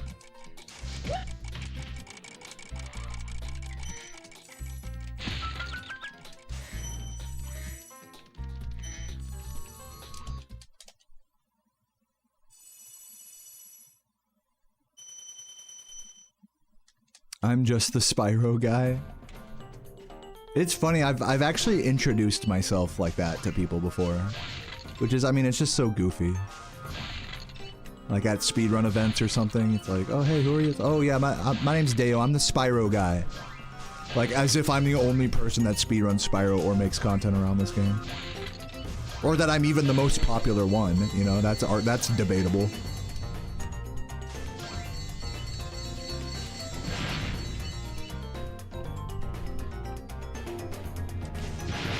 So yeah, man, I definitely, even just saying that aloud to people, it's like, I do realize the silliness of like confounding my identity with this game, you know? It's like, who am I to like be, to me it feels like a lack of humility to be like, oh, I'm the Spyro guy, like my life is defined by this game type of shit. Like that's the implication there. Is that like my identity and this game are intertwined, right? But like, you know, like what if I stop? Am I gonna stop playing the game one day? What if I get fucking banned or something, you know? For saying some stupid shit on stream. It could happen, you know? I'm like, luckily I'm pretty level-headed even with all the bullshit I'd be spewing out of my mouth, but you know, it's like, is this game really my identity? You know, that's a question I have to like, I'm definitely grappling with today in my introspection. I love playing it, love streaming. I think for me, if I were to say something that was like more my identity, I would say streaming speedruns of this game is more like my identity. It's just what I do. I mean, I don't know. Like, that's the thing that comes naturally to me. If anything, speedrunning at a high level doesn't necessarily come like naturally to me, as you can see. I'm always digging my heels with new strats and stuff, like, which is I think one big reason why Composer has a leg up on me right now. They're just willing to grind more and implement stuff sooner. Like, that's just the simple reality. I'm catching up, you know, slowly in that regard, but you know, I hardly look at myself as like a good speedrunner, despite having like record or whatever. A lot of people, like when I say stuff like that, people are like, but dude, you have the 119. Clearly you're good. But you have to understand that I don't look at it like that. I don't look at it like, oh, I have a good time, so therefore I'm good. But but I know a lot of you guys see it that way. So it's just it's a total optics thing. It's like a self-image versus like what you present to the world, like that image. What I present to the world is that like my whole life revolves around this game and streaming and all that. When the reality is I just play this shit for a few hours every day, turn it all off, close the door to this room, and just hang out with my girlfriend and make food and play RuneScape and spend money on drinks and like what, like 80% of my day is like not even taken up by this, by anything related to Spyro. I'm not lurking in the streams all the time, like. So, from my perspective, this game has like a very little to do with like my identity. But from a bystander's perspective, it would seem like this game is like my whole life. So which one of us is right? You know, we're both right. Like both perspectives are correct in one way or another. Yeah, first try rat, of course. Had to get the good karma on such a bad run, as always.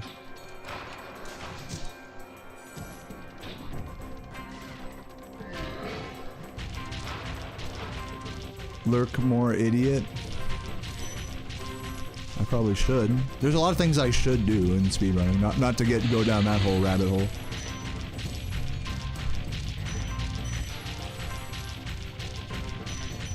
Can this stupid rat do this? It's pretty common, you know, guys. Like, I'm not even like surprised or anything that we got first try rat on this run. The way it worked, I went too far ahead of him. Dude, oh my god, how did that second flame miss, bro? Just gonna wait here. Funny run. Yeah, I got too far ahead of him on the chase there, so, yeah.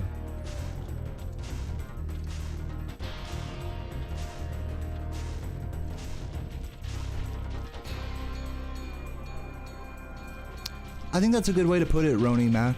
I think that's a good way to put it, is like something that's had such a big significance in my life and career, speedrunning and streaming this game, has such a little impact on my day-to-day happiness, or my day-to-day like experience. And I've like intentionally like made it this way for myself because I don't want to be like defined by streaming or this game or content creation. Like, I just want to just be me and exist and not be fucking worried about Spyro records and shit. Except for right now, you know, except for like the few hours a day that I'm on. It's almost like you, and I'm sure a lot of you guys could probably relate to this in your careers. It's like you sort of end up with like a bit of a split personality. It's like when you're at work, it's like you're that version of yours. You're like the go-getter at your job. You know, that's like me trying to get record here. It's like when I'm here in front of the camera, I'm trying every strat. I'm working stuff. I'm thinking about it. I'm like totally in it. But the moment I turn off this fucking, you know, stream and stuff, it's like I don't even think about it. Like, I don't give a fuck about this game, to be honest. I guess that's just what happens when you like do something for so long, is like you just learn not to let it consume you, I guess. But surely you guys can relate to that sort of split personality. You know, it's like you're one version of yourself at your job, but then when you're at home, it's like you don't even fucking think about that shit. It's like, who the fuck is that guy? That's like how I feel about like this game, about speedrunning this game.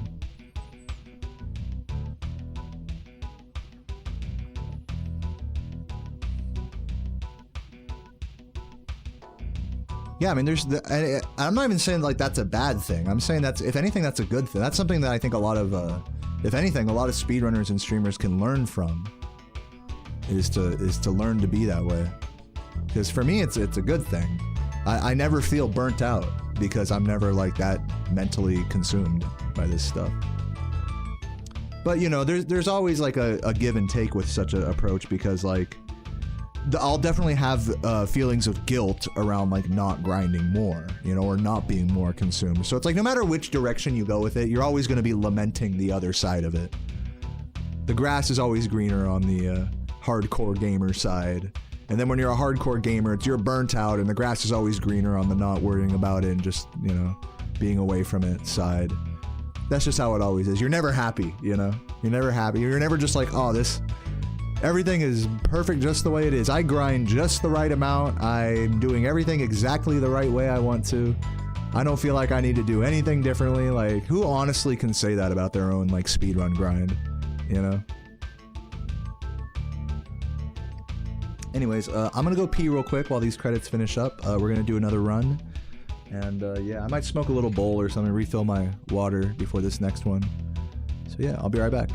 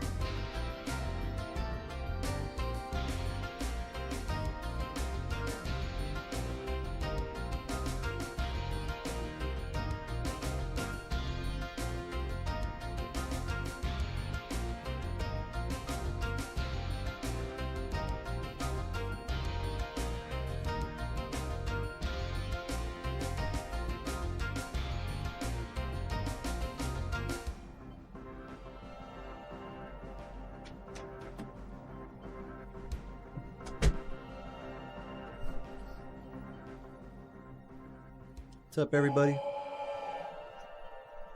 Yo, Steven, thank you for the 60 months, half a decade. Is that really? Yeah, 5 years. Wow.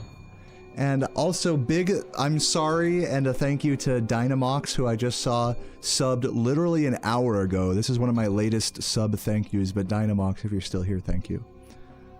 Yeah, that's a long ass time.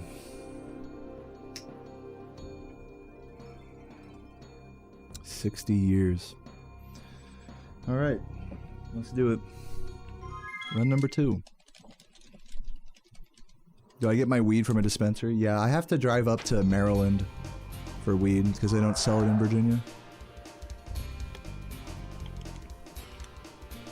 Is the 25:28 in the 1:20 record the best Peacekeeper time? It's close. If it isn't the best, it's close. The best might be like 25:26 or something like that, but it's close, I think. Okay, rolling. I don't know for sure. Oh, it's been peaceful here. I want to share something about this game. I'll read that in just a moment, Marty. Thank you for typing. Is that weird for me to say thank you for typing? Stoned. When you were a child, Spyro was the first game you played up in your dad's workspace. Oh, we also had a really tiny CRT when I first played this game. I remember I had that same experience. It's funny how we all have like the same exact like experience. Oh, your parents are no longer together. Household, can't tell you're happy. Wow, watching someone give another life to this game warms your heart and makes you feel like a kid again. Damn, that's some serious feelings right there. Thank you for that. Thank you for bestowing that honor upon me. That's like truly like the greatest honor, right? Like is to feel, and I'll get the occasional message like this, to feel like a stream you're watching reminds you of like a happier time in your life, or reminds you of like when you were... You know what's great is when you watch a stream or you play a game and and that is the happiest time of your life, you know? Even if maybe like when you were a kid, like with like these older games, like it may have been better. Like I've found that with this game, you know, each passing year that I play it and try my best and stream, it's like that much more happiness, like it's just that much more fun or impactful or happy for me than any year before. So like compared to my child, and I know this is like a unique experience perhaps compared to you guys, but when I compare like now, like the last few years just playing this game compared to when I was like a little kid, it's like, forget the little kid experience, you know, like that was nothing compared to like the intense emotions and just everything around this. But I mean, of course, it's all really impactful, you know, not to say like fuck my childhood or anything. It's all like really impactful on our psyche and stuff. So whenever I get a message like that, that's like, oh, it feels like I don't know, it's because it's not like, oh, it feels like you're a kid again. I feel like that's like not the right way to say it. It's been peaceful. But especially when people mention like, you know, like relatives that they may have fallen out of touch with or have passed away that they used to play this game with. I'm sure that applies to a lot of people watching right now. That's what like really kind of hits me hard, that it's like, wow, there's like some really deep emotions that are like tied up in this game for a lot of people. Not just me, but like for so many people.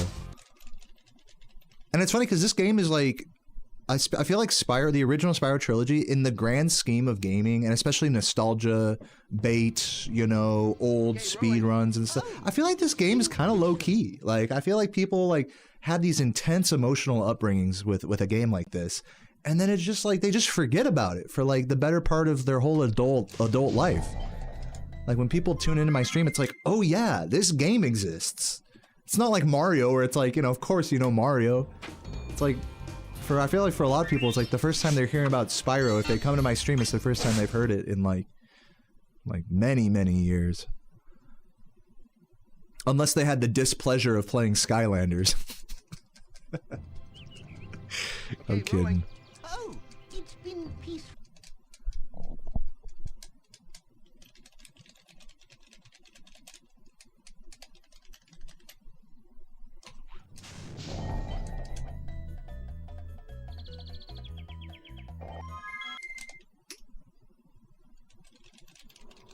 Yeah, I've seen that digital drip. It's kind of goofy, but it's kind of fun. It's like a fun thing, but it's like I feel like my eyes would get tired. Like, look, and I bet the input delay is so bad. Like, if you think playing on an emulator, for me, if like playing on an emulator is like so much worse than console, imagine playing on an emulator through VR. Like, that has to be so ass. I don't know if anyone here has done it. I feel like I wouldn't be able to get over that. Let alone like the eye strain and stuff.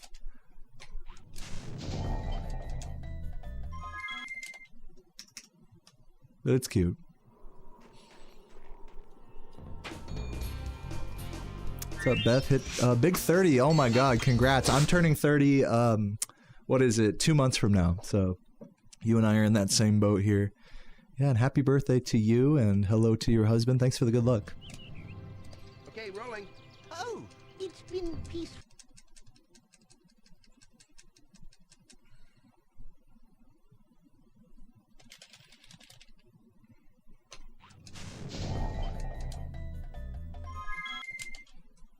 Am I a Cancer? That's what I believe. That is what I am. You gonna judge me for that? Am I totally a Cancer? Does it totally check out? I bet you it totally checks out now, right? Now that you know I'm a Cancer, it's like, oh yeah, Deo's definitely a Cancer. He does such he's full of Cancer. You know what I mean? He loves Cancer. In fact, I love Cancer. I don't know why. I don't know why GDQ's promoting the Prevent Cancer Foundation. I think they're trying to prevent me. They're trying to prevent my existence. It's pretty fucked up, honestly.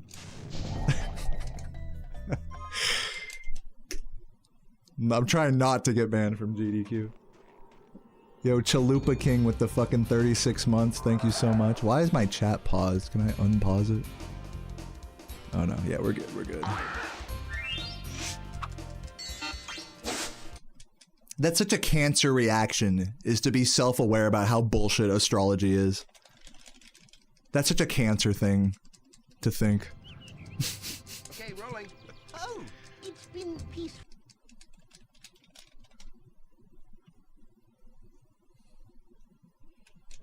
Oh, dude, I love Cancer. The crab, I mean, not the disease.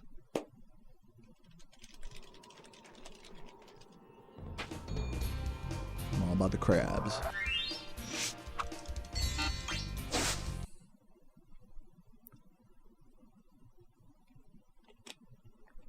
Dude, yeah, people do that. I think there's compilations on YouTube of people lying about their their astrology sign, and then the person they're talking to being like, "Oh yeah, that totally checks out." I'm sure there's compilations of that on YouTube.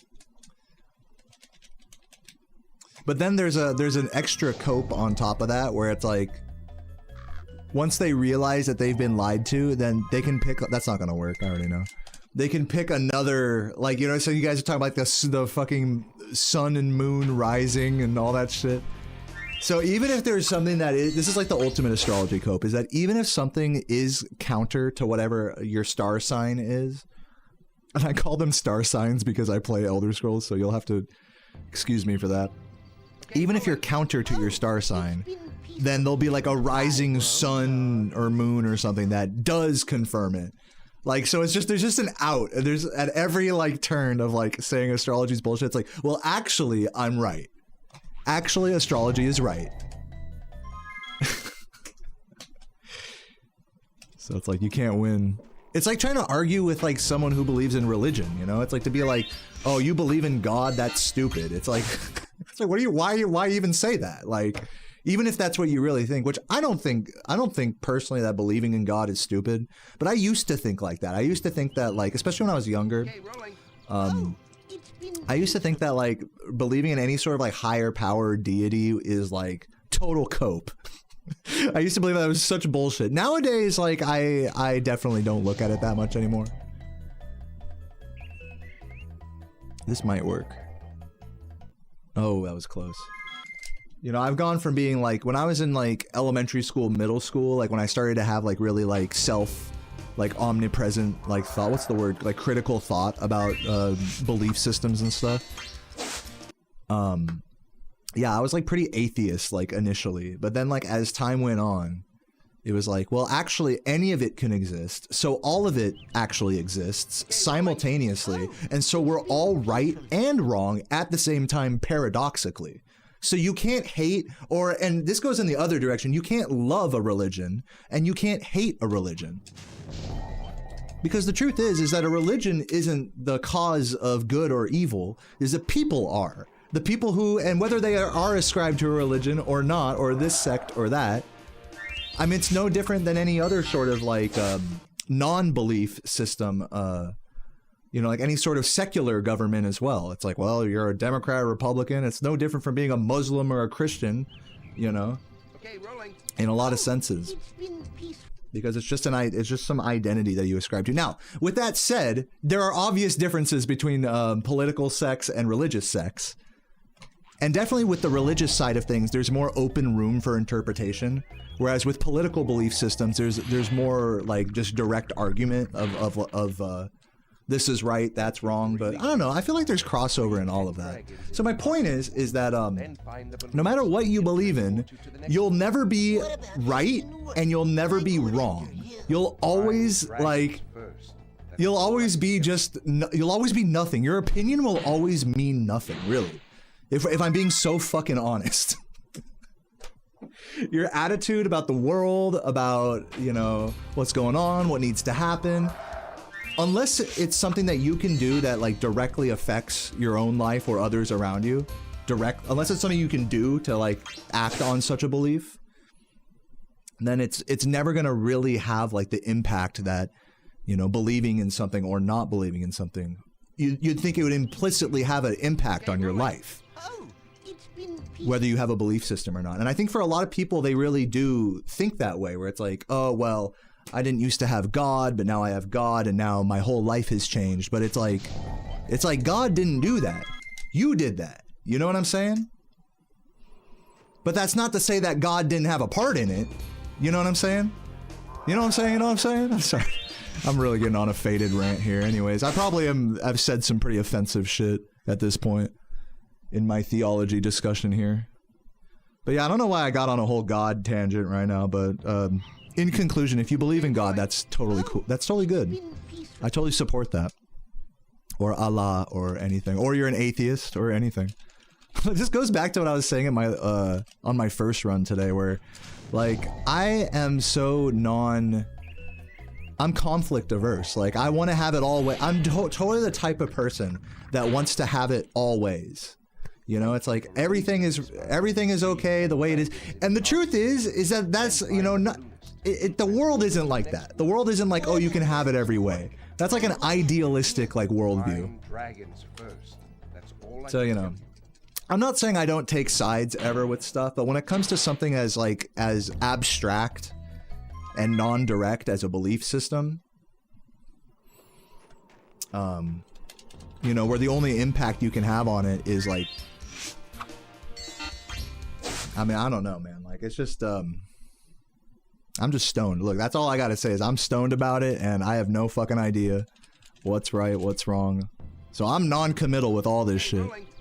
Call me a pussy if you want. I mean, it just is what I am.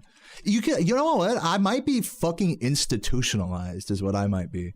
I might have such a futile outlook on our like government and system and all that shit that I've actually gone full 360 and drank the Kool-Aid, so to speak, that they want me to drink, where I just don't care what happens anymore. And that's exactly what they want. Damn. So now these fucking politicians can get away with anything.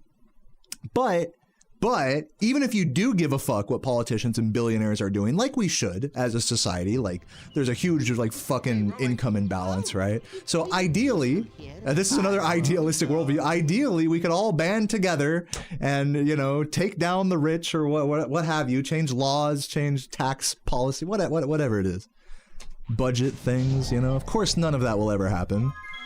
But that's what they want you to think. But even if you believe, it's like no matter which way you think, you're still fucked. Because if you are non-committal to the political system, I'm getting away from religion now and talking more like politics. If you're really opinionated about politics and about legislation and policy, then it's very unlikely that your vote will matter enough for whatever you feel to take effect or not or whatever. On the flip side, if you don't care about it, then, and you say you don't vote, which technically I care about politics because I vote. You know, I can pretend like I don't care, but I mean, at the end of the day, I vote, right? I mean, that's all you can do. Is that, I mean, short of actually acting on the issues that you care about, like and going to a homeless shelter if you care about homeless, you know, stuff like that. Short of doing that, it's like, it's just so, it's such a lose-lose. And so by having a futile outlook, you play into the system. It's no matter what your outlook is I don't want to say you lose, but it just like, you don't have an effect on the system. So, almost. So if you don't have an effect on the fucking system, religious system, political system, then in my mind, and this is where some of you guys might disagree with me, it doesn't make sense to care about any particular political issue or whatever. It's good to pay attention and to know what's going on, but to be like, oh, the stock market is going down, or oh, the fucking, I don't know, man, fucking abortion like isn't going my way. Now, hey, I'm not a woman, so let's like remember that, you know. So obviously, I don't have to care about abortion the same way my girlfriend might.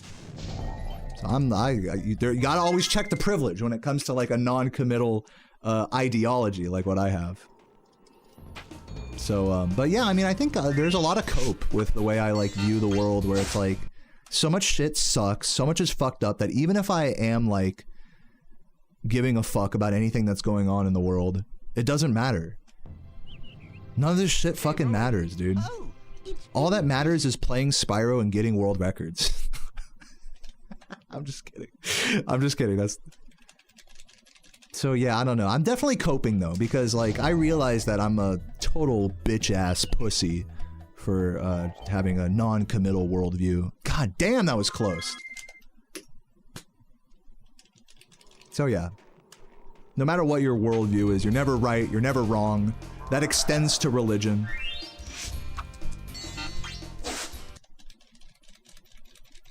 And that's all right. That's pretty cool if you ask me, actually. Because then you can like take anyone seriously, you know? You can like, you don't have to separate yourself from someone else. Just because of, you know, how they look or whatever. Or what they believe.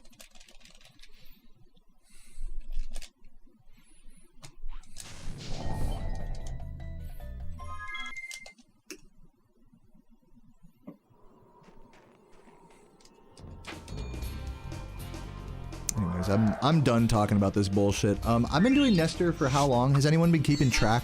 Someone scrub back in the YouTube thing. Here, I'll do that myself right now. I've been doing Nestor since about excuse me. Okay, rolling. Oh, it's been a minute. Peaceful here in the five worlds. Since about the 15 for about 15 minutes. For a dragon's age. 23 minutes. Now have 15 minutes. 12,000 treasure, or is it 14,000? 15. What about this nasty? I don't want to hear you guys' view on abortion or political stuff at all. I'm just I'm sharing mine. But I'm not even sharing really any views at all. I'm just sharing like general world outlook stuff. I'm not interested in discussing really like abortion and stuff with you guys. Thank you for releasing me. Or there's another like kind of social justice thing is like pronouns and stuff. That's a easy thing to get a YouTube chat riled up about. You want to talk about the validity of someone asks you to use a they them pronoun or a non-gender conforming pronoun. Call me she, you know. That's like oh no, everyone on YouTube chat's got an opinion on that. So it's like I'd rather you guys just leave it out, even though I'm talking about subjects adjacent to that. Just you know, just don't even talk about it. I'm not gonna. I'll ignore all like actual serious political and social justice discussions on any particular topic right now because I'm totally thinking like non-confrontational generally. If you're a fucking racist bigot, fascist, if you're goddamn Elon Musk watching this stream, just keep your mouth shut. Like I'm not gonna, you know. We don't gotta ban anyone. We don't gotta get in the weeds about stuff right now. We're just playing Spyro, just kind of bemusing about the world and how fucked it is, basically. That's all. Give a kiss to the chat. Dude, that's so true. I just saw that Tulu redeem the kiss chat thing. So for you, Tulu, and everyone else here, mwah. Say thank you to Tulu. been peaceful. Everyone kiss Tulu right now.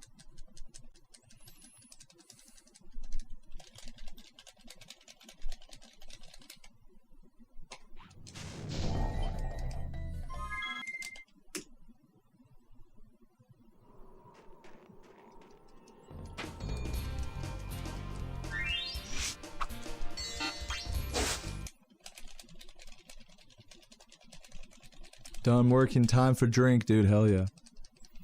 It's gonna be me after I pick up the car tonight. Sarah and I might go to this is like the most like this is the most white person activity. Sarah and I might go to the Cheesecake Factory together for a little date.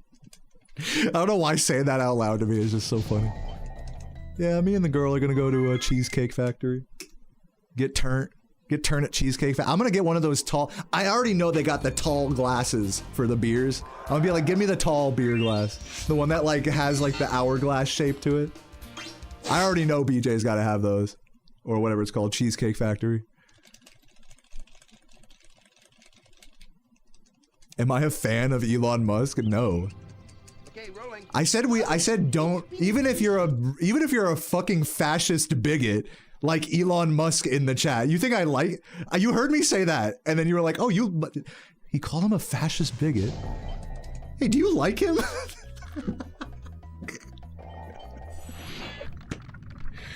All right. You talk about Elon Musk, you get timed out. Thank you for releasing me. New rule. Free 10 dragons in the I'm putting my foot down on this stupid ass conversation right now. transport you to the next world. What about nasty Newark? He's not gonna fuck you, bro. He's not gonna fuck you if you complain in my chat about him. All I can tell you. I'm just telling you. I love that he's like a fucking laughing stock. You can talk about him actually now that I'm talking about him. I love laughing. Dude, I saw a really good Elon Musk impersonator on fucking Instagram. He was really good. Just like all the stutters and the yeah. I sound like a XQC. Guys, but I just gotta. It's been peaceful. Dude, okay, hold on. Elon Musk's accent. No. XQC's accent is like Elon Musk with like high energy streamer vibes. Did I just blow anyone's mind right now? Oh, so close.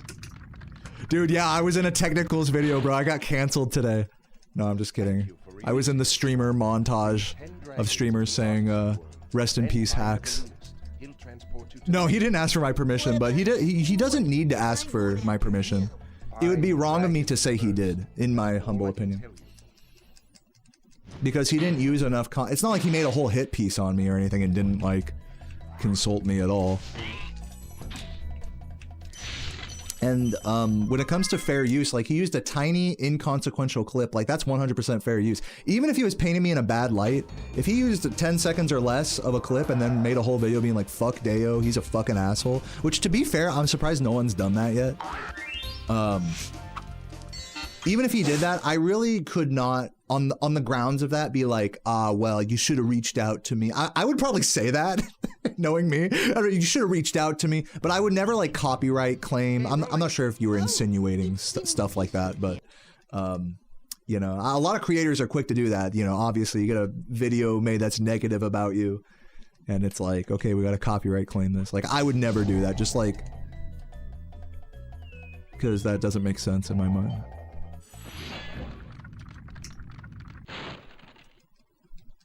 Thank you for releasing You're making the hit piece, the Deo hit piece. Dude, you should. Find the balloonist. Yeah, that's funny. Transport you to the next world. Waking up to a Technicals cameo. I'm going after him. Find dragons first. Oh my god, my chat just like refreshed, all annoying.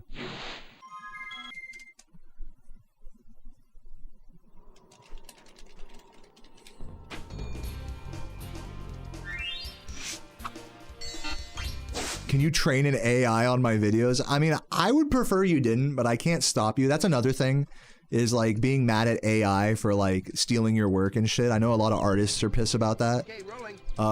It's like, Been peaceful. I don't know, it sucks, but what are you gonna do? I mean, if someone trains a fucking an AI streamer on my stream and creates a Deo AI deepfake stream, and here's the critical part, and if no one can tell that it's a deepfake, which that's always the hardest part, right? That's why I feel like the argument against AI starts to get like a little fucking gray, because it's like if you make AI content out of something, it's like it's gonna be most of the time pretty obvious that it's AI. That may not always be the case though, is the problem. Some AI art really is good at looking like it's not AI. But I feel like you can tell. I mean, I look at enough, guys, full disclosure, I look at enough naked drawn women online to know when it's AI or not.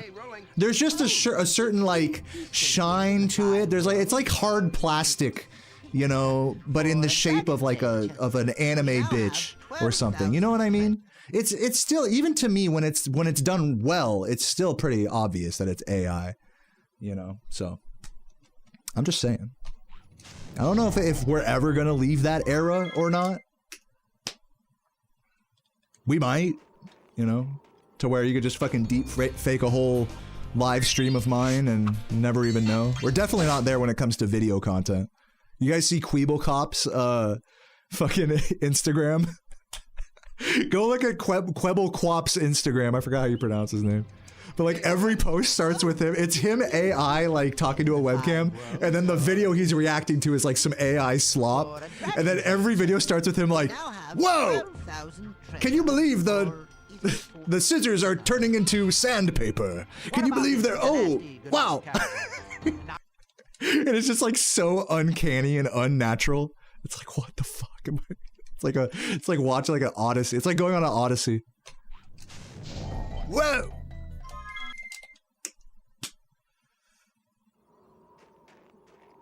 You know, I think, you know, you mentioned your parents always sending you AI slop. I think it's not that the AI itself isn't detectable, you know, for someone with half a brain or someone willing to look it up or look into it, reverse image search, what have you.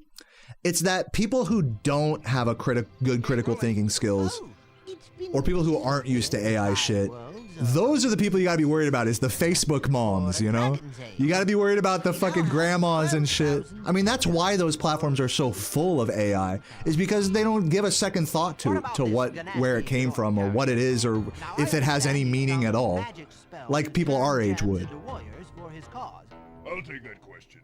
Nasty Nork. So it's just it's fucking crazy, dude. Old people are fucking crazy. The good news is that we're gonna be old people one day, and honestly, it's gonna be just the same problem, just on a deeper level for people who are younger than us.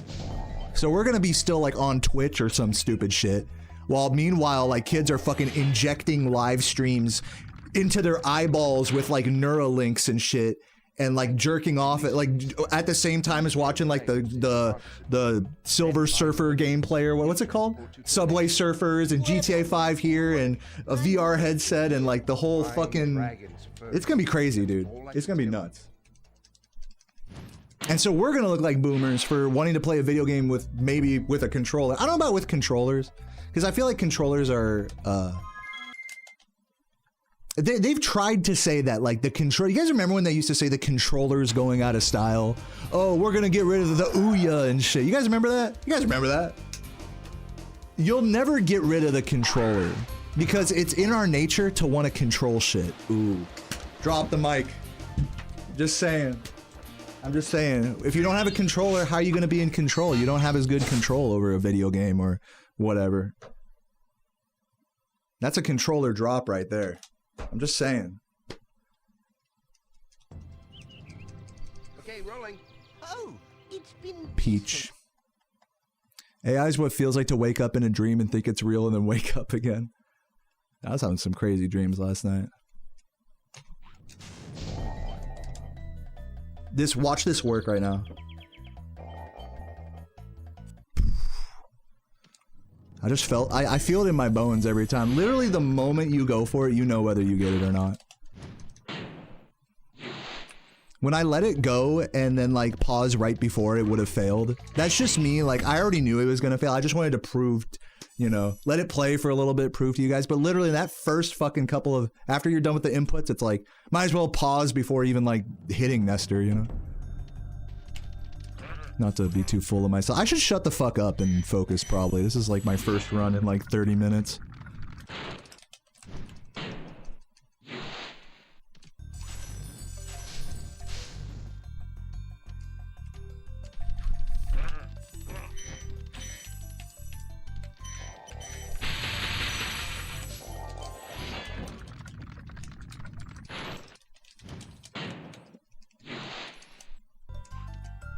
Fuck.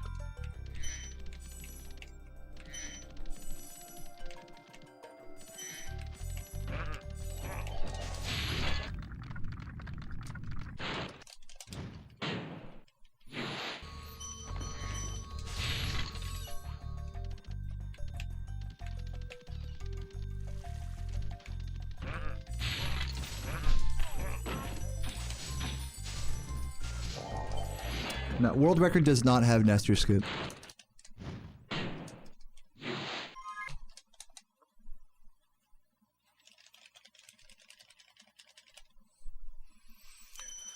Oh, man, my fucking neck has been fucked all day. Must have slept on it weird. What's up, Hoozy?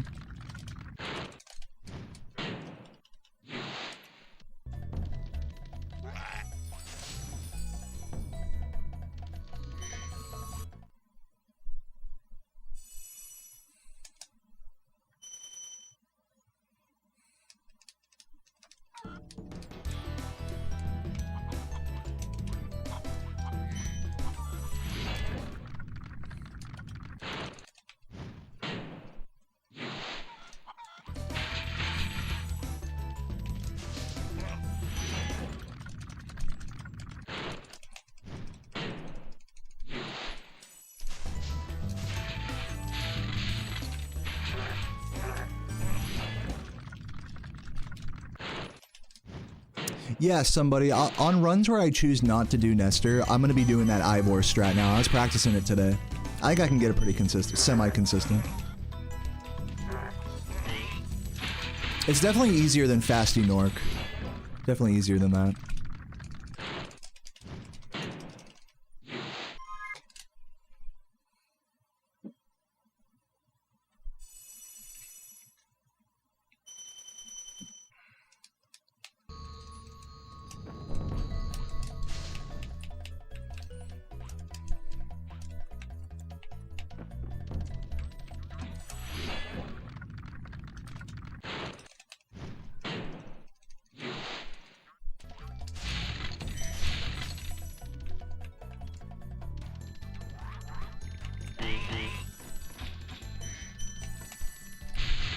Oops.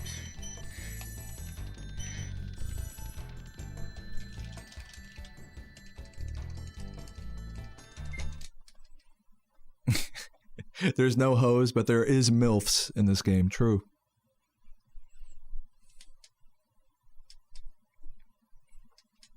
No hoes out of the game either if you're playing it. Ain't no one got no hoes playing this game. I guess I've technically gotten hoes. I mean, if you consider meeting my girlfriend through this live stream, I wouldn't necessarily call her a hoe for that. I feel like that's not very nice. But you can't even say this game got me my girlfriend because she first found my stream when I was playing Jack and Daxter. So if anything, Jack and Daxter got me hoes. Ho, singular.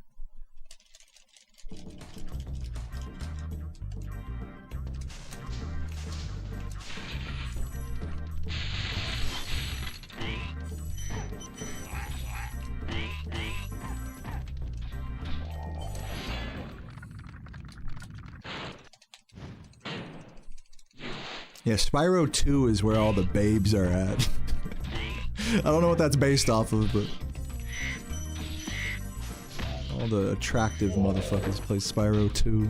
I'd say there's some pretty sexy Spyro 1 players as well. And Spyro 3. If you play the original Spyro trilogy, I mean, you're probably pretty good looking. I'm just saying.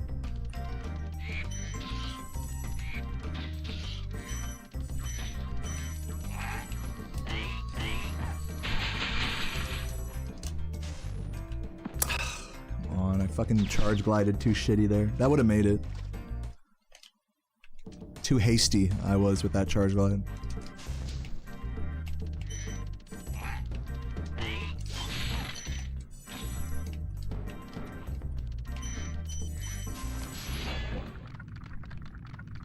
This game taught you to love. Is that for real right now? Are you being for real with me? I'm not gonna laugh at you if you're being for real.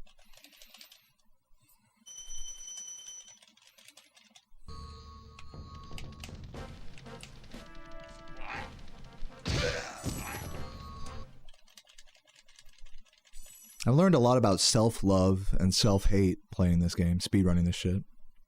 That I can say for sure.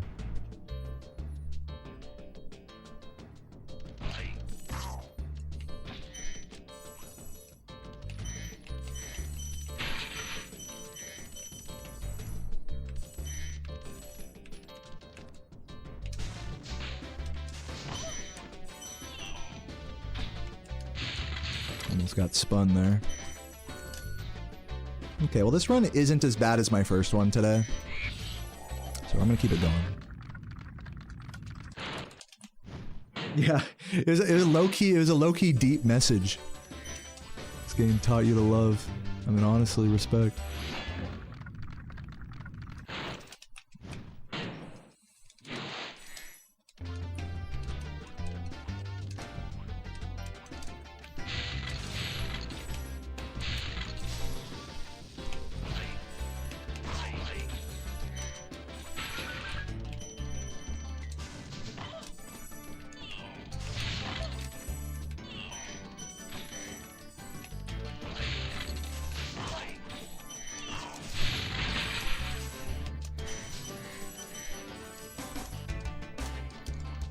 I don't know why I did it like that, but whatever.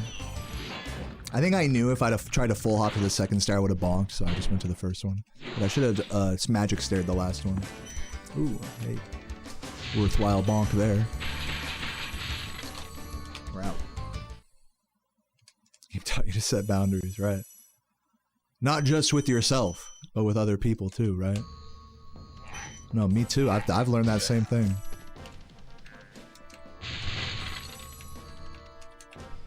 Oh my god, fuck, I thought I was dead there.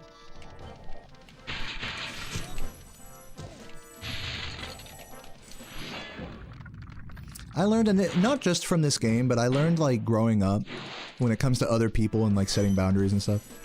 I learned that if someone wants to hate you, or if someone wants to be mean to you, or or let's just say, like, with relationships, someone doesn't want to be with you or does want to be with you. If you really care about them, you'll let them do whatever the fuck they want. You just let them go fucking, if they want to hate you, okay, hate me. Bye. And I'm not going to sit here and try to claw you back type of shit.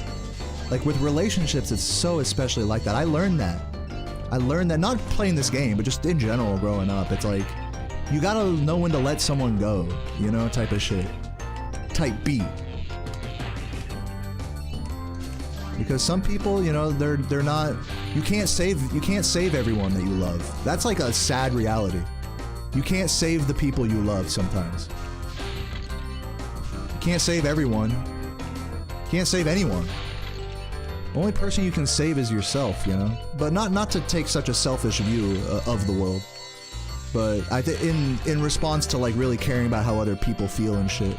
If you're like a major empath, it's like you gotta remind yourself that, like, the only person you can really affect at the end of the day, or show real love to and get something out of that's, like, measurable, is yourself. That you can't put your whole self-worth and your care and your mood for that day in someone else's feelings. Trying to make someone else happy. And then the fucking catch-22 about it is, like I said at the very start, is if you really care about, if someone's mistreating you or someone doesn't care about you and you care about them, or they're hurting themselves and you care about, you know, whatever, and you're trying to help them and they just can't help themselves, you gotta let them be, because you can't let someone else, you can't let something beyond your control fuck your life up. Because you're not defined by that, you know what I mean? You're not defined by some shit that's out of your control. Even though it really feels like in the moment that you are. Type a beat. I keep saying type shit. Type beat. Dude, I'm definitely on that stoner rant. What's up, Joe Hayes? Thank you for the Prime. Anyways, you guys get what I'm saying. Yeah, when people say you always gotta look out for number one, it's not like... That's advice for someone who's an empath, and I think a lot of people here are pretty empathetic towards the feelings of others and the ones they care about. If you're a selfish person, that's like the opposite advice, is to look out for number one. Some people are just naturally selfish, narcissistic. If you're watching this stream, you know who you are. you know. But I feel like most people watching are probably more on the empathetic side. So for those people, remember to look out for yourself, because that's the only person you really should love and expect to get something out of by loving.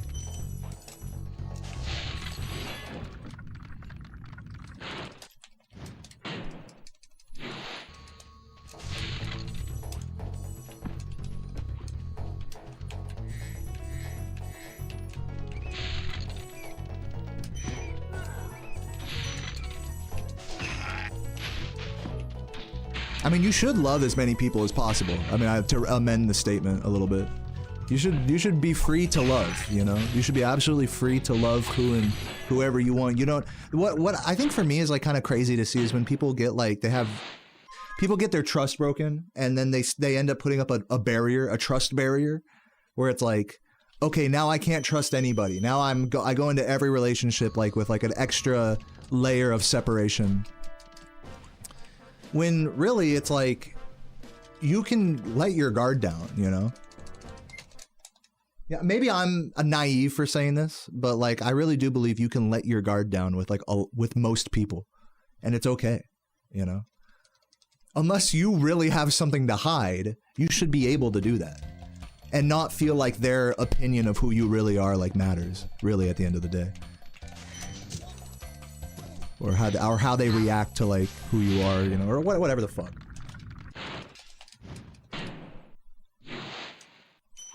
But yeah, I mean, we're also, and I'm like this too. I'm like so conditioned by fucking society and shit. I'm so conditioned by our fucking world, stupid capitalist society, where we gotta like all act right around each other and shit and not be loud and annoying. Don't piss off the servers or the bartenders at a restaurant. You know, do everything a certain way, have a certain politeness, hold doors open, you know? Like, we gotta act a certain way type of shit, type of beat. And, you know, it's hard to break that. There's so many barriers that we put up in front of ourselves. Oh my fucking god, get up there. I hate getting stuck on that stair like that.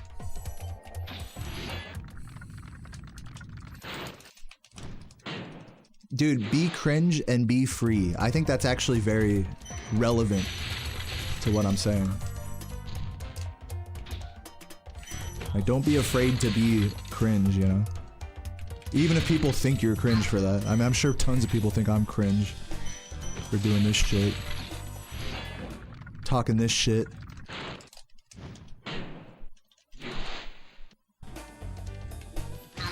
I may be cringe, but kill me. When you're being mean to me, you're being mean to this guy. It's like the fucking baby cat, like right out of the womb, going like, beep. If you make me cry, that's who you're making cry.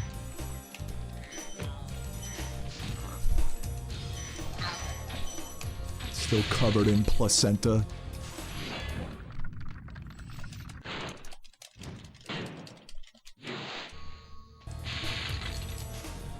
That's another good one. Don't bully me or I'll come. That's a good shirt. I'm surprised I've never worn a shirt like that, but that's like a classic ironic guy graphic tee right there.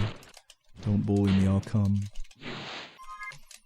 Get that with like the gangster spray paint like font. You know what I'm talking about? How people will do like spray paint art like all, you know, like lowrider style.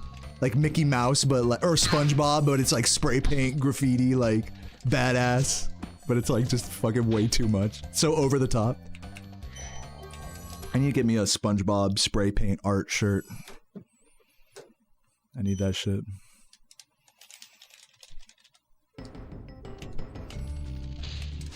Fuck. Of him like dressed up as like a fucking gangster. Cause that's how I feel. When I'm feeling my best, I feel like gangsta SpongeBob. Or CJ from San Andreas. Dude, literally same energy. CJ has got like that, and this is true of like most protagonists or player characters in games, is that like CJ is such a blank slate. Despite like all of this like gangsta shit like all around him, like if you look into his eyes and there's just nothing there. It's like he's just seen too much shit. And it's like he's just dissociating the whole time. That's like a common thing when you look at your character in a video game. It's like, man, this bitch has seen so much fucking glitches and explosions and death and whatever. And their eyes are just, you know, empty. Fucking, that's how Harry Potter looks in the PS1 games. Such an empty gaze. In PS1 when the fucking icon PS1 Hagrid is in front of him. He can't even crack a smile.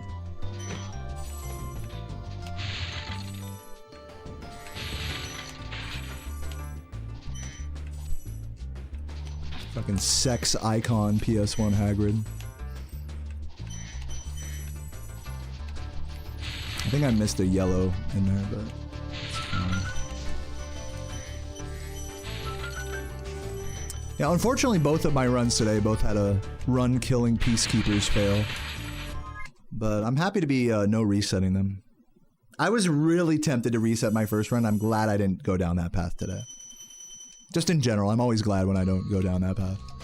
I will probably have a more resetty day in the coming days, but right now, no.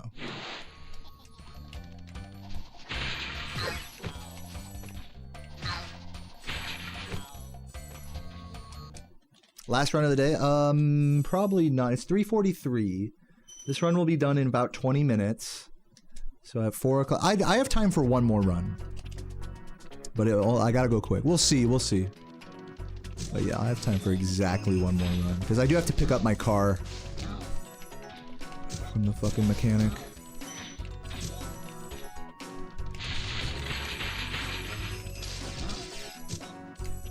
Pick up the fucking family minivan with Sarah.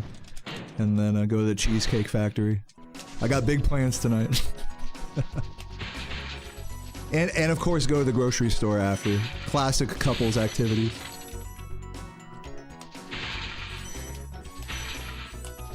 Unless we're too full of Cheesecake Factory, in which case I'll just do that tomorrow, I guess. Pretty sure I missed a bunch of gems there, but that's okay. Not like a bunch, but like some.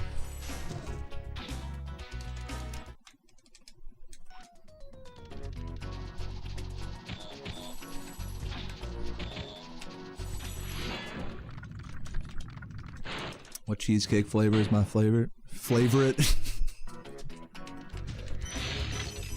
Just regular cheese, as fucking Future would say. Oh shit.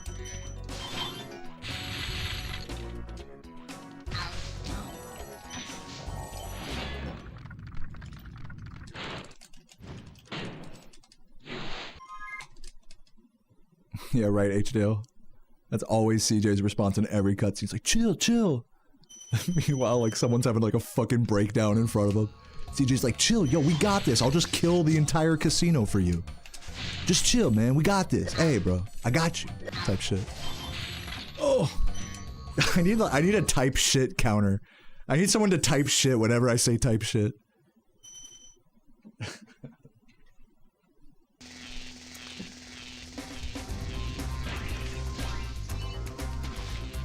Shit. Man, I'll fucking overthrow the entire government for you. Don't have a meltdown, Woozy. I'll just take over the entire countryside and become a professional bicycle athlete on the mountain. Tenpenny, I got you, don't worry about it. Shit. I'll learn to fly a plane. Dude, that's literally a plot point of San Andreas. Spooky FBI guy tells CJ he has to learn to fly a plane. And CJ's like, shit, alright. I guess. But he's more like, what the fuck are you making me do? He's more like that. That's more his... That's probably some of the most emotion, actually, CJ shows in the entire game. Is like his reaction to being forced to fly a plane. And not just that, but do some of the harder missions in the game. The one where you gotta fly a plane like low, and the flight school where you go in the full circle. I mean, look, if you're a pro speedrunner, that's not hard, but like, for a casual player on PC, that ain't easy. My 9-year-old ass struggling with keeping the plane too low for that one mission. I was definitely stuck on that. Good times. That's some altitude type shit.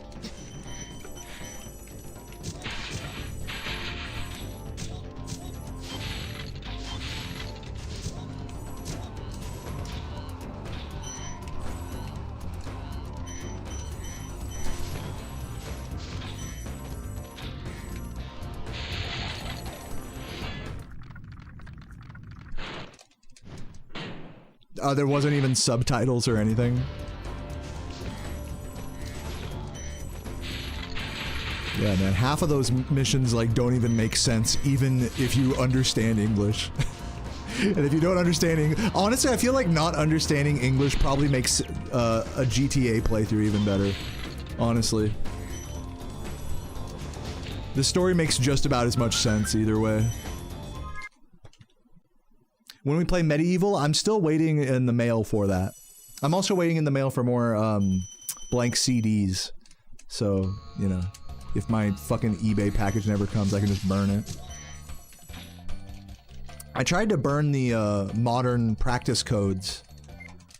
The current version. Right now I'm playing on version, not right now, but when I practice, I'm playing on version 1.3 or something. And they're up to 4.1 now. It's been like quite a few revisions of the practice codes, so I should also look into fixing up like my I have a 90K, I believe.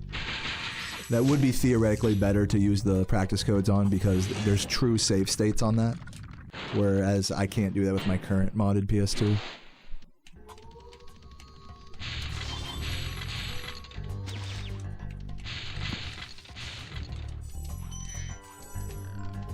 Just nerdy stuff.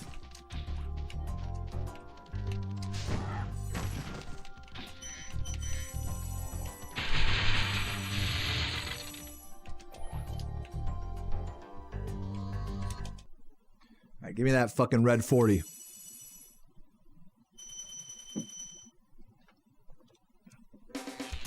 A true save state? Well, I'll explain what the current practice codes that I have do, and then I'll compare that to what a true save state is. My current practice codes respawn the entire level and gems and everything, so the game like fully fades out as if I've died or something. Whenever I load sure, it'll load me back in that same position, but it like respawns everything. It's like a new game state. Whereas a true save state literally loads the exact moment that you saved. Like the exact point in the enemy's idle animations and everything. It doesn't reload the entire level anew. It just loads the true save state. So that's the difference in this case.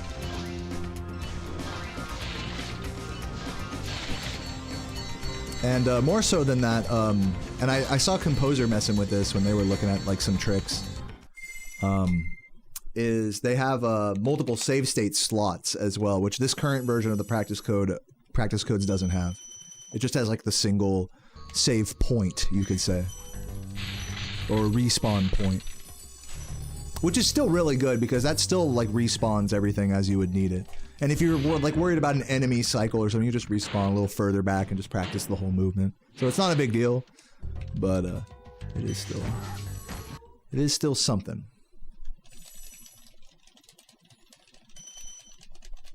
Red 40 chuggers, dude. Smashing that Gatorade Zero.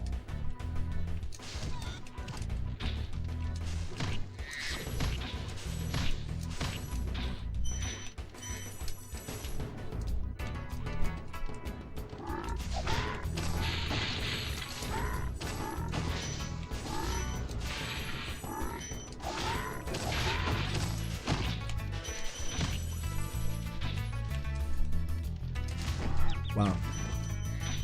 Interesting trade.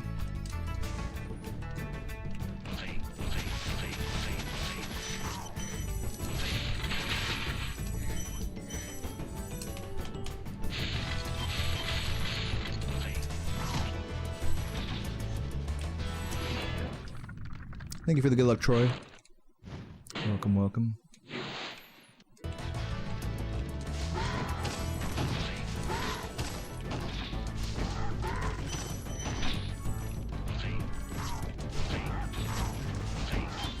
Oops. Okay, we're good. Chillin'. That worked out. Crank them hogs. I'm cranking out these hogs right now.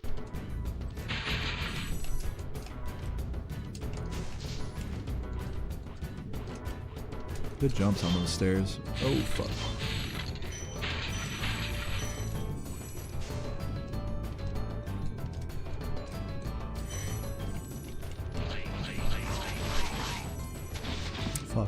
Fuck, dude. Classic.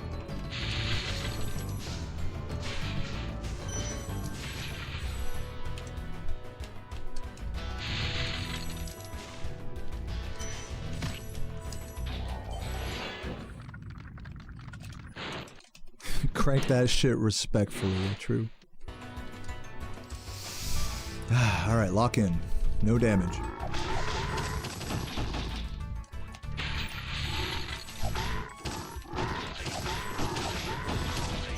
The double! Oh. That could have doubled, but still good.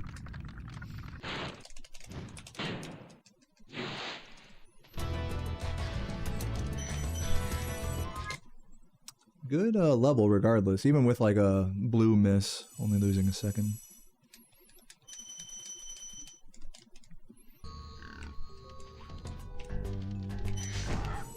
Surprised that didn't flame charge. God, I think I was a little too close actually. Which is rare with those guys. What do I get to eat tonight? You got a homemade pizza. Tonight I'm going to the Cheesecake Factory and then I'm getting groceries. We're pretty much out of food in the fridge at the moment. Except for Gatorade. We got a ton of Gatorade. Gatorade.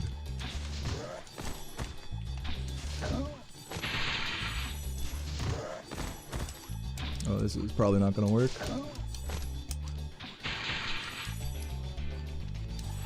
We're good. Your first live run, welcome Percy, hope you enjoy. I'm just on a chill, no reset right now. Run number 2 of the day. Enjoy.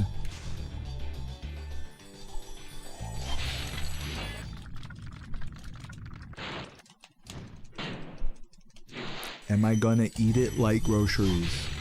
Eat what like groceries? Cheesecake Factory? Or Gatorade? What is this conversation? Alright, let's get this shit. Ugh! Can make a big time save here. I can make like a 10-12 second time save if I game here, but I gotta hit the day's strat at this spot.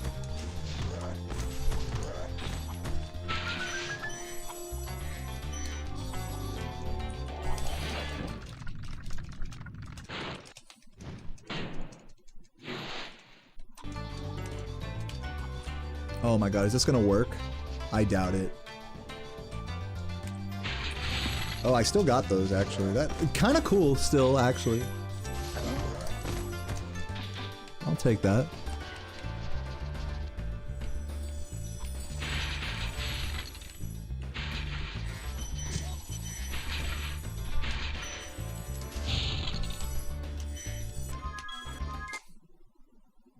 Yeah, 10 seconds. Not bad, not bad. I gotta put the groceries in my mouth. That's a good idea. I'll probably do that at some point.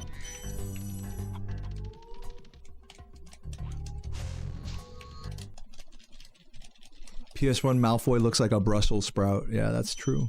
That's true facts. 674. We're 10 gems over right now. Come on. You guys hear that? I was zesty, but I was like, oh, come on. I really wanted that. And I got it. See what happens when you're desperate, guys? Good things happen.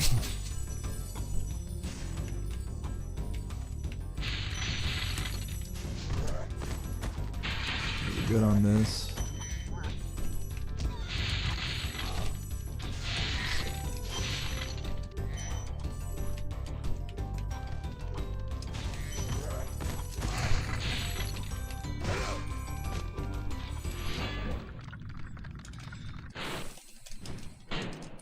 What is grocery? You guys are philosophically confused about what groceries are. They're food you buy from a supermarket. Or in other words, they're food that you buy not for an immediate meal, but for a later meal. So if you get takeout, like fast food, and you're gonna be like, oh, okay, well I'm not gonna eat this immediately. I'm gonna bring it home and then I guess eat it later or something. That's technically like a form of groceries. If you want to be really like loose in the definition of it. But usually when people talk about groceries, they mean from a supermarket or a grocery store or something of the like. But I mean, technically any food that you bring home and save for later are groceries. That's groceries. In my mind.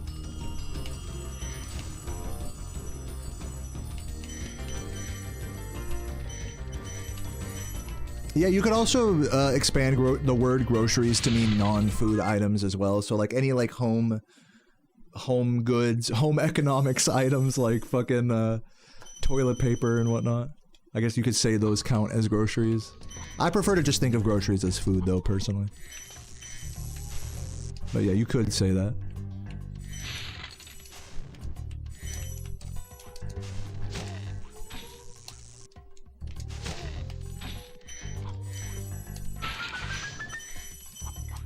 I'm glad we all learned what groceries means together. Who knows? Maybe I'm wrong. Maybe I'm misdefining it. That's just how I call it. They don't say groceries in England? Oh, is that why you guys were confused? Is that like I didn't realize that was an Americanized word. What do they say in England instead of groceries? They say, "I fuck you, you bloody wanker." I'm just kidding. They say, "Pitch looking lovely today, lads."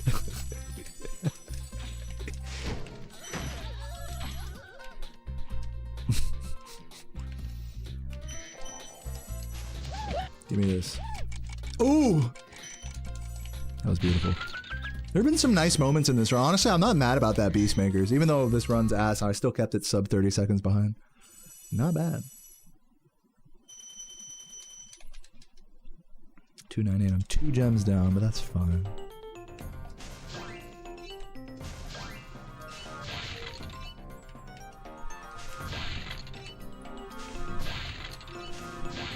That accent was spot on. Yeah, I'm sure it was.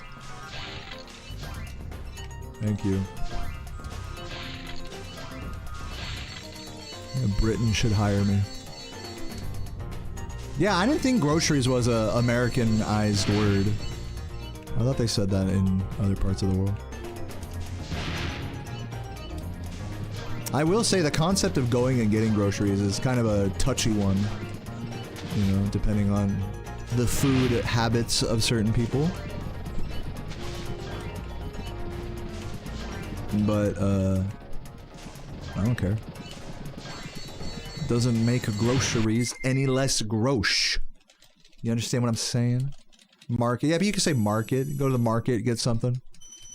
I mean, that's what they call grocery stores in America. They call them supermarkets because they're like fucking mega stores. Like giant fucking... Like, dude, supermarkets are nuts. Like, if you think about it. They're like, for so much of history, we didn't have that. Okay, we're +5 to that. So 14. I need to grab 1 extra red here.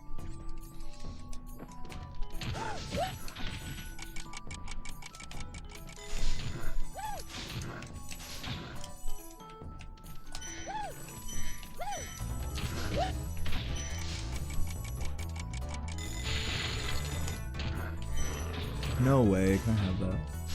Wake up, Sparks.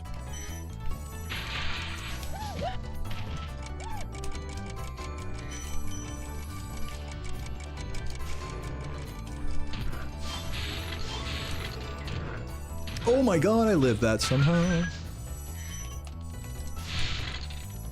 Okay, grab.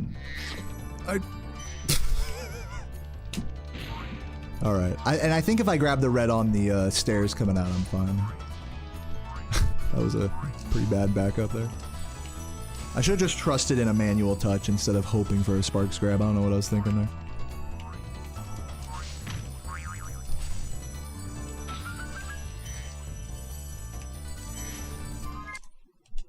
Yeah, Sparks really blew it in that level, I'm not gonna lie.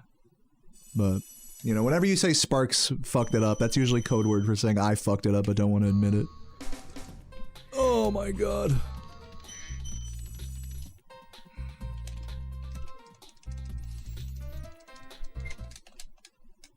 I gotta practice that red grab.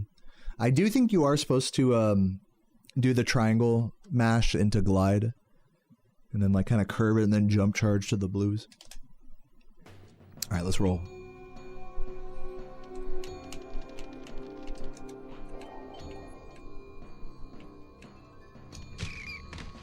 I overset it. I overthought that, you could tell. I was going back and forth with that angle. I was not really that sure about it.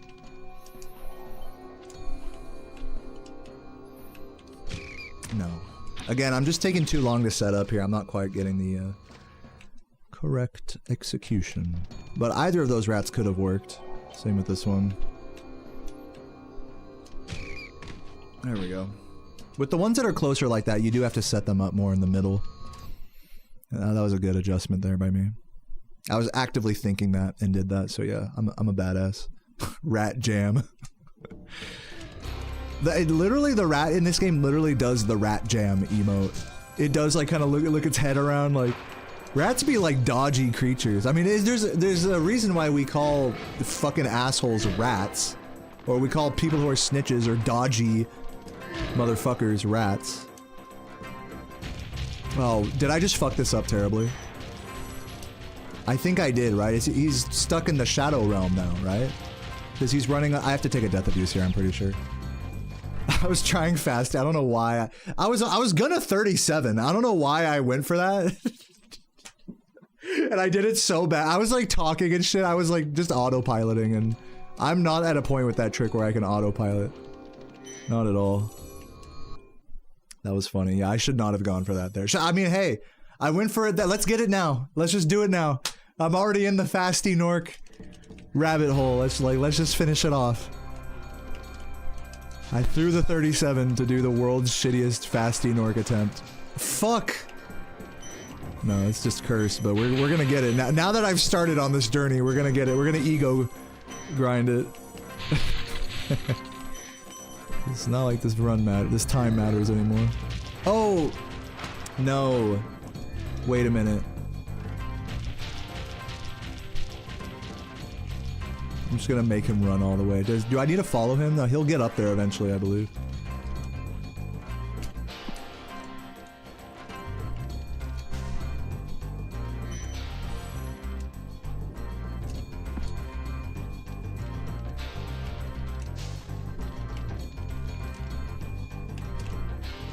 Oh, damn, imagine if I'd have got up there and got him on an early hit. Hold on, it's not over.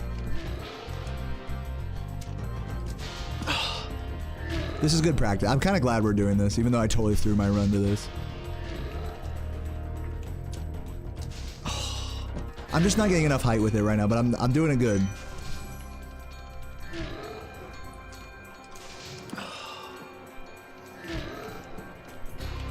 I'm close. Why am I not getting enough height with it? Maybe I need a charge jump from higher up.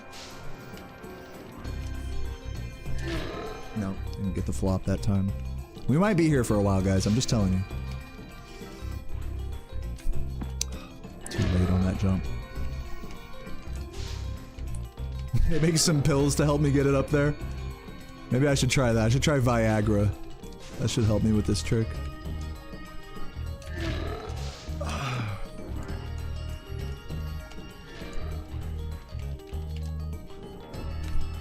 Is this a task strat? No, Composer did it in the cheap percent record.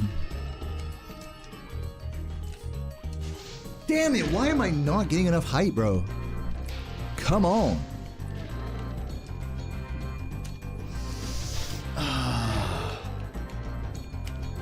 Come on. Oh, fucking bitch. Whatever, I'll just chase him this time. That almost worked. I don't know why I'm not getting enough height with it right now, but whatever. That was a good training session there. Good practice sesh. Good hustle.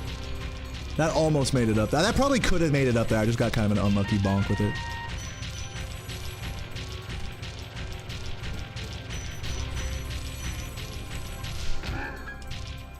Thank you, Tia. As I pick through the stems and seeds, I watch Spyro running with speed. Nice, nice poetry, nice rap.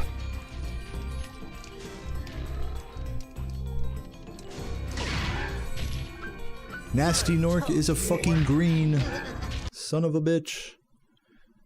GG. Sorry I took so long. I kind of forgot about you. What about Ganasty Ganork? Nasty Nork is toast. So now there's order again in the Dragon Kingdom? Well, I can't get that out of my head as I walk through the valley of the stems and seeds. I'd say the sky's the limit. All right, well, GG, guys. That was run number 2. Surprisingly, actually, I thought that was going to be a much worse time. It felt like I was going for Fasty Nork for like 5 minutes or something. It was only like 2 or 3, or I guess 3.5. I really should have not gone for fast. I'm not ready to YOLO Fasty Nork in runs yet. Like, only if I'm willing to sit there and grind it out for like a minute or whatever and still fail it. I just haven't been getting enough height with it. I don't know what's going on with that. I wasn't having that problem before, but I think I'm reaching my first trough. You know how like when you learn a trick, there's the initial peak? There's peaks and troughs when you learn a speedrun trick or like a really precise thing in a game. Is when you first learn the initial strategy and like you practice and you kind of develop your initial muscle memory. That's your first peak of getting it the first few times. But then there's a trough that happens right after that every time, where you have to sort of relearn the trick to adjust something that you're now doing wrong. This happens with every glitch you'll learn in any game or any strat. There's like a peak, initial peak, then trough, then maybe another peak, then another trough. There's like you go through 2 or 3 of those before you really like know a strat in any game. If it's like a hard, precise thing like this. So yeah, I'm currently, I think now, finally reaching my first trough with this trick that I have to like... Well, we'll practice it tomorrow before stream for sure. I'm too lazy to fuck with it right now. Like I said, that was a good little training session. I'm gonna go pee. I'm not going offline yet. I'm gonna do one more run. I have just enough time to bang out one more run, so we're gonna go ahead and do that. Stick around for that after the credits, and yeah, hype up. Drop a fucking chat, super chat, membership, Twitch sub. It all goes a very long way. We are... I'm not even gonna look at how many Twitch subs we have right now. That can't be good for my health. I'll be right back. Thank you guys. Cheers.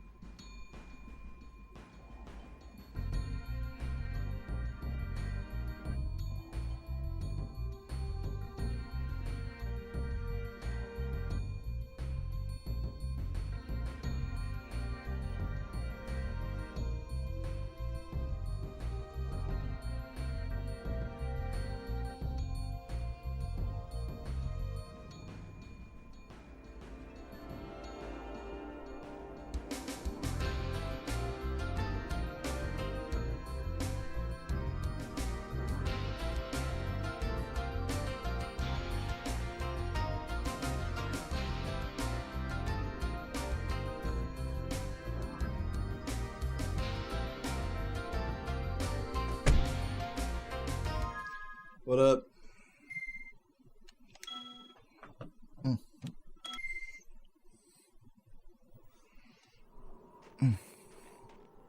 Fucking best game of all time. You said it.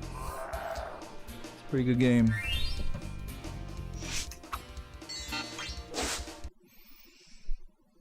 Cracked a stone. Nice. Let's fucking go. FML. Why FML? Does everyone hate stone? You talking about the beer, right? Okay, rolling. Fuck my life. I have to drink a fucking stone IPA. Just shoot me now.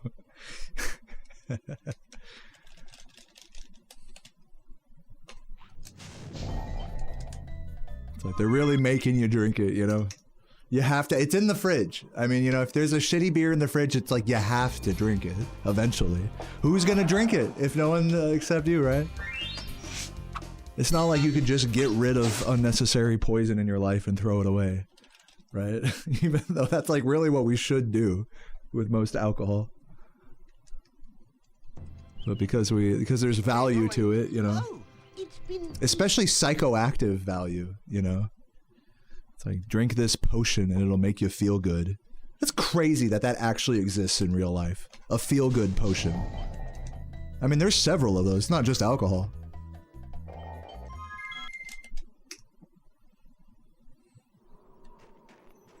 Like, no, it's no wonder alcoholism is a total epidemic in our world. I'm surely on my way to becoming one. I'm on my way. Every day is a challenge to not like overdo it, right? Or else you're gonna regret it because you just literally are poisoning yourself. Oh, it's been peaceful. Drinking from the fountain of happiness. I wouldn't say alcohol directly makes you feel happy, but I think it's the thought in your head that it's like, I'll feel different, you know? It's like wanting to feel different. I said this about weed earlier. It's like I don't necessarily even really like any of the effects that weed has on me, but if there's one thing I really like about it is that it really helps me conquer boredom. And I know I said this before, and I know I might be sounding like a broken record, but that's like the #1 thing weed does for me is it takes whenever I'm feeling like, oh, the grind is boring or the school is boring or my homework is boring when I was younger, smoke some weed and then you'll be fucking having a blast doing it. I mean, not necessarily having a blast, but you'll just be more interested and engaged. However, with that said, the quality of work that you put out isn't going to be as high. So you have to accept that.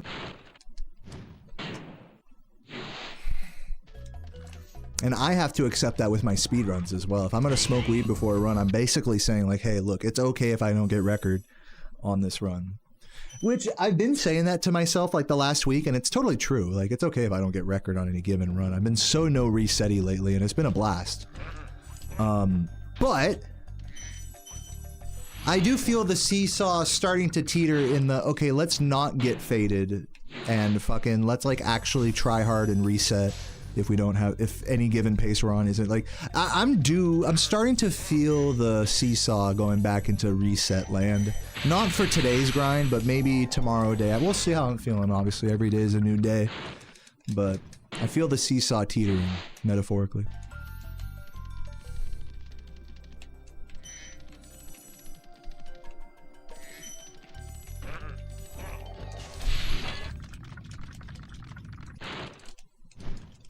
Yeah, I still hold the 120% record, that's true. This post was verified by real American patriots. It's like the 240p Trump. Yo, Finn, thank you for the raid. Welcome, Finn. Hope you're doing well today, Finn. How'd the grind go? Still, the ILs, right? How the ILs going?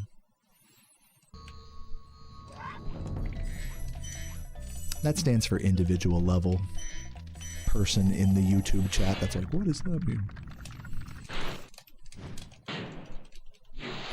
And to those who have no idea, like I feel like this doesn't get explained much. I think if you're a speedrunner, this stuff is like pretty obvious, but to the general public, you may not realize that there's different types of runs depending on like how many segments there are or what segment of the game you're playing. So you could do individual level speedruns, you could do full game speedruns, and then to take it a step further, you could do multi-game speedruns all timed as one run. So not only are there Spyro and Crash speedruns, but they just announced the 1545 happening this summer. To those who don't know, which is all 100% of every Crash, Spyro, and 3D Mario and Rareware game. All back to back. The record is like 20 hours or something. I don't even remember. Something fucking crazy. Of course, and then there's Sprashfecta, as many of you guys know. But, you know, so that's like on the long side of like what a speedrun single segment can be. But then on the other end of speedrunning, you can just focus on tiny individual segments and literally put together all of those segments as long as they're separated by consistent loads and create segmented runs, which are just not a common thing anymore in speedrunning. Because the reason, if you're going to do that, then you might as well go into BizHawk and make a TAS at that point. A TAS is just an advanced version of making a segmented run, really. Where it's just all just inputs played back, single segment, basically. That's really what the goal of a segmented run is.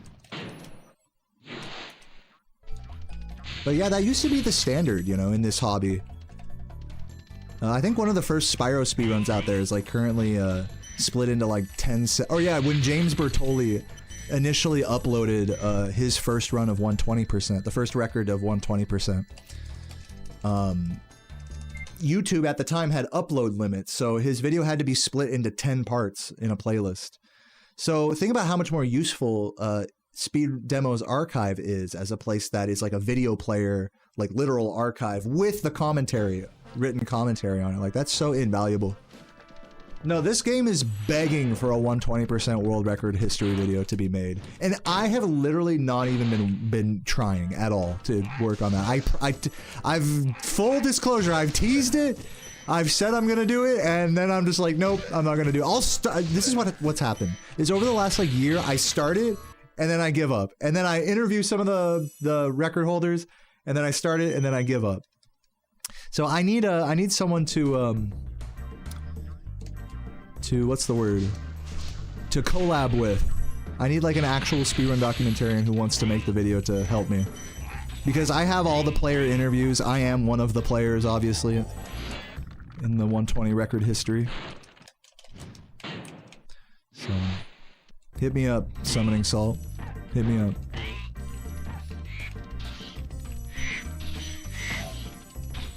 Oop.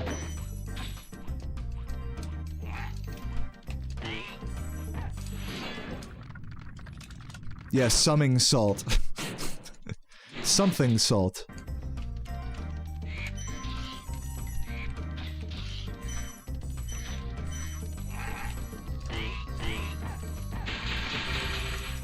Fuck. Dude, 2 runs in a row I've done that. Yeah, for real, right? No, he actually, that particular guy, Summoning Salt. By the way, Summoning Salt isn't the only speedrun documentarian on YouTube, let me just say. But, Summoning Salt himself did put out a query on Twitter. They do that from time to time. Just be like, fucking, what game should I play? And then it's always like a million, of course, because I only follow like PlayStation speedrunners mostly. So all the replies to me look like Spyro, Crash, Ratchet and Clank, just all the PlayStation classics.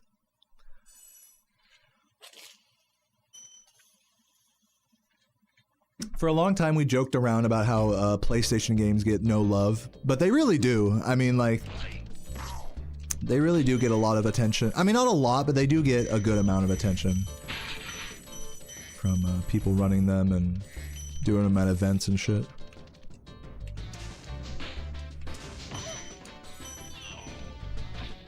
This game is like the, what, the 6th or 7th most popular.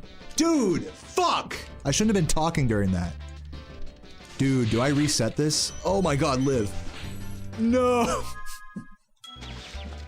Wait. If I get Mama Proxy here, then I'm not resetting. Hold up.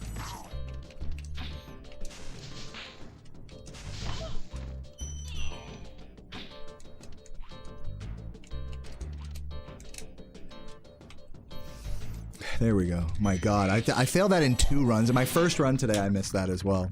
I don't know what it is. That roll's a hoe, man. I'm probably doing it too quick is what it is. You have to kind of wait before you charge with that. No, this run's meant to be, guys. This run, I'm probably going to be like a minute behind here or something, but hopefully less.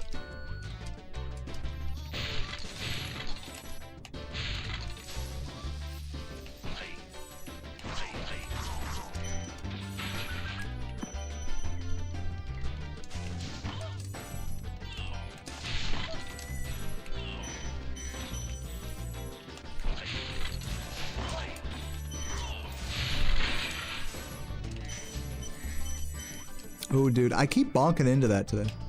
That's a classic. God damn. Reset now? No. You can't make me. The Cluxy one. Can't make me do that. Make me. 295. That's a nice gem count. What do you mean I only lost 30 seconds from that? 32 seconds. It's fine. I got 5 extra gems. Worth. IMO.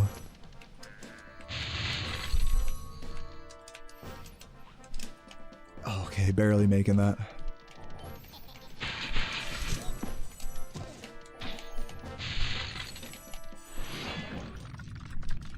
Thank you for the good luck gaming, Mad. Welcome, welcome. What's up, Snellica?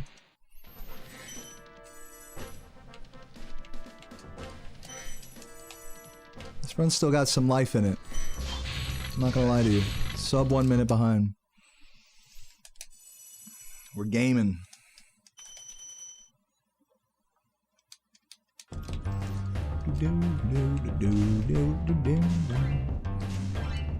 But yeah, I'm glad to be no resetting pretty much every run today. Like I said, in future days, I plan on resetting more.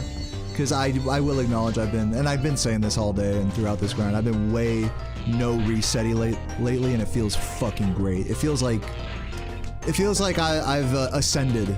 If you can just no reset a game over and over in speedrunning, it really helps you mentally to just like ascend. If that makes any fucking sense. So yeah, I really feel like I'm in a good headspace. Even if my actual runs are ass to some degree, like I feel like my approach feels good.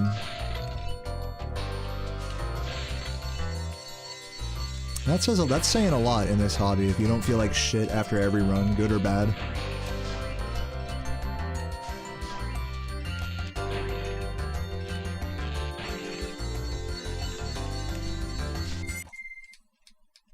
Do I like anime? Yeah.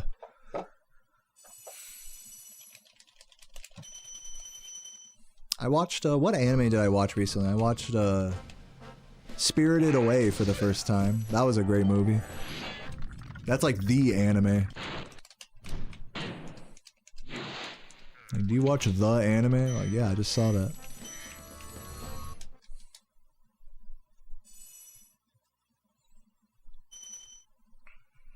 What's up, Pobs? Chilling, getting comfy on this ice cavern here.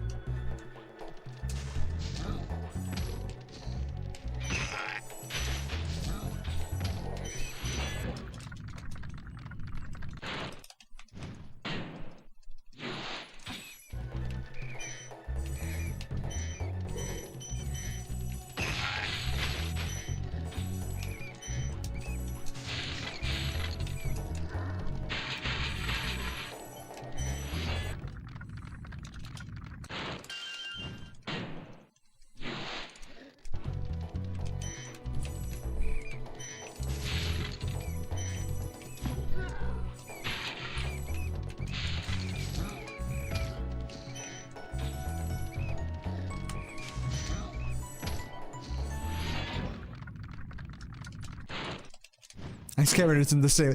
Yeah, you know, you could do it. I mean, you do get an extra gem for it. That's gotta mean something.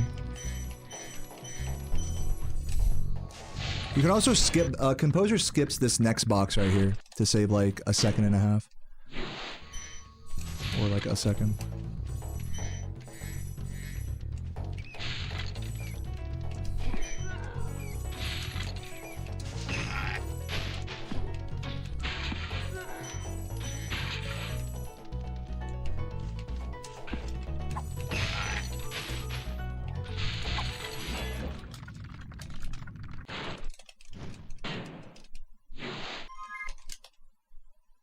Oh yeah, saved a second.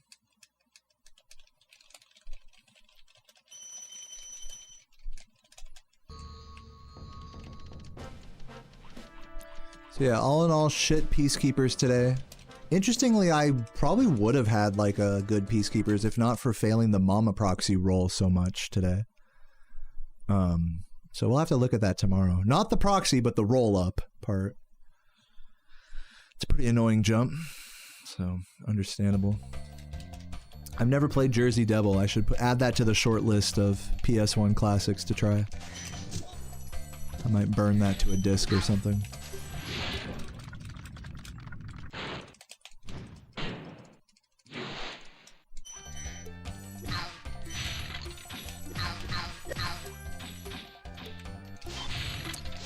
But yeah, I mean, hopefully you guys have been enjoying the no reset vibes today. I know I've been extremely no reset-y lately. The Pace Pals have been dying. If you've been a Pace Pal this last week, you must have been shaking your fist at the fucking screen like, dude, just reset, you fucking bastard. But luckily for the Pace Pals, I will give them a sip of delicious resets at some point in the coming days.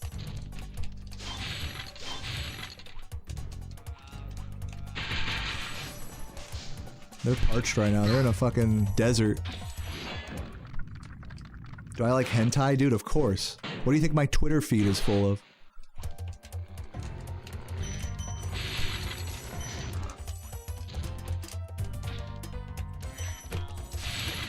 Fucked. I think I missed like 2 blues right there. And before anyone gets on my ass for talking about porn preferences on stream, remember, I will always say this is an 18+ chat. This is a adult chat room, okay? So don't give me any shit about saying I like hentai, alright? That's my God-given right as an American to say and share with the world, alright?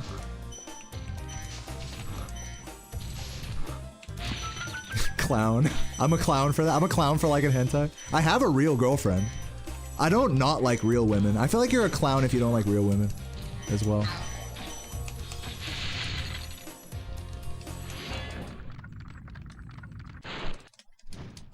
Use Reddit for porn. I feel like everyone has their one like non-porn app that they use for porn.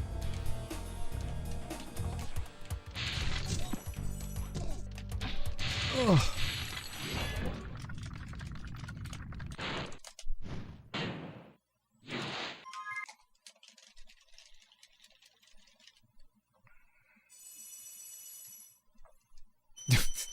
Bro said the family photos.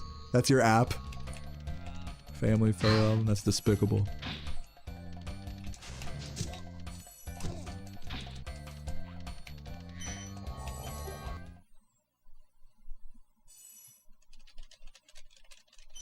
Real women are the best. I agree. And real men as well. Who loves dicks?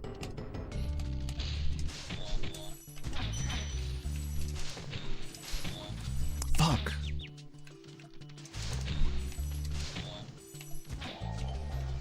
Damn it, dude. Fuck. Why am I so ass? At least we get Sparks back.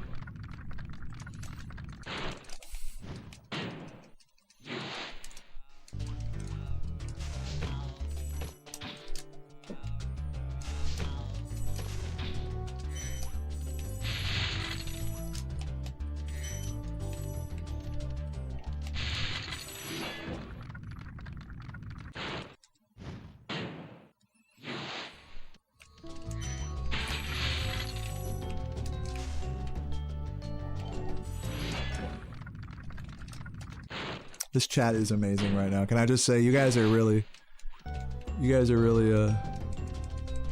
doing your part in the chat. Keeping it fucking totally unhinged. That's what we like around here. Come on. God damn it. Hit this bitch. Run that cocksucker over, man. Fucking GTA. Just like real life. Just like me after 6 beers. You know what I'm saying, guys? Me behind the wheel after 20 shots. It kills every living creature on the planet in the level. Bro, speaking of drunk driving in video games, there used to be this drunk drive. I've talked about this on stream a long time ago, but there used to be at the Science Museum of all places. They didn't have an arcade there, but they had a drunk driving simulator racing cabinet. I'm not even joking.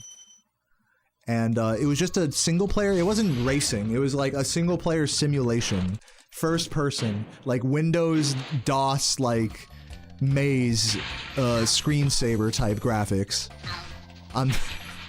And that shit, you would be fucking going through. You'd be driving, and then the game would just turn you off a cliff on the drunk version. You can drive normal on the sober version, then they're like, all right, now here's the drunk version. And the screen's all wobbly, and it just drives for you. Like, the point of the game is to be like, you don't have control over your own actions when you're drunk, which is kind of a meta thing to do in a video game. You gotta love when a video game has like a meta thing about player control and stuff. I don't know, that game always stuck with me as a kid, as you can tell. But yeah, I've always wanted to track that down, the drunk driving. I did find it on YouTube at one point, so I'll have to look that back up.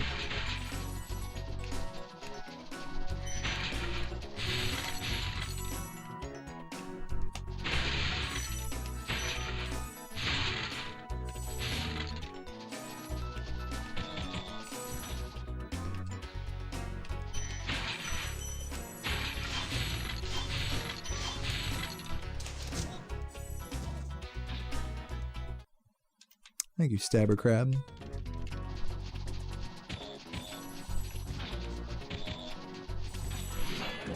By the way, I didn't expressly say this out loud, but just in case anyone needed me to, I disavow drunk driving. I was kind of talking earlier, like, oh, I love this drunk driving video game. Guys, let's all go drunk driving.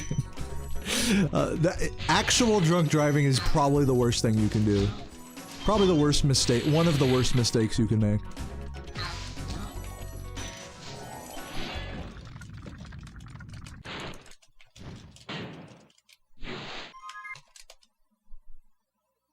Still less than a minute behind. You love floppy donkey dick? That's great. I think I have one of those. So you must love me.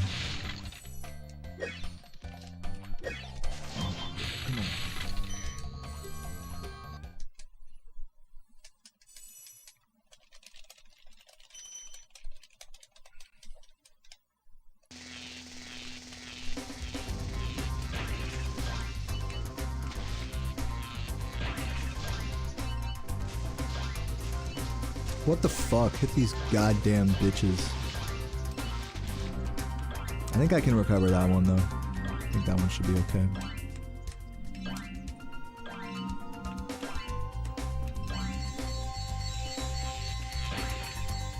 Damn, that's crazy, Thomas. GG to your leg. Still being attached. My leg. You were literally the SpongeBob guy.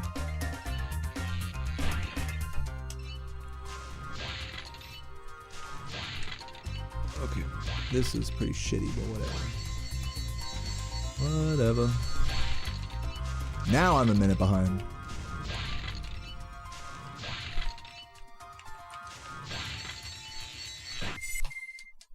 $101. Shit.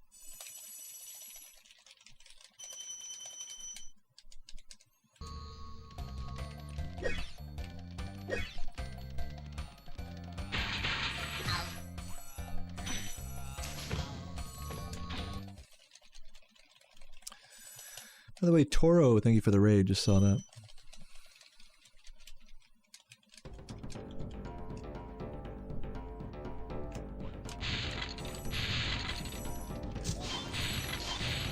I think I might make my my raid alert a little shorter. I like it. I'm gonna still keep it. I'm just gonna make it shorter. I got rid of text to speech, by the way, today. So sorry, TTS fans. Some days I'm in the mood for it, but not every day. And when I'm already talking about some faded ass ramble, like, I hate for someone to feel bad because they interrupted me with like a donation or something. But when it's funny, it's fucking hilarious. I fucking love funny text-to-speeches.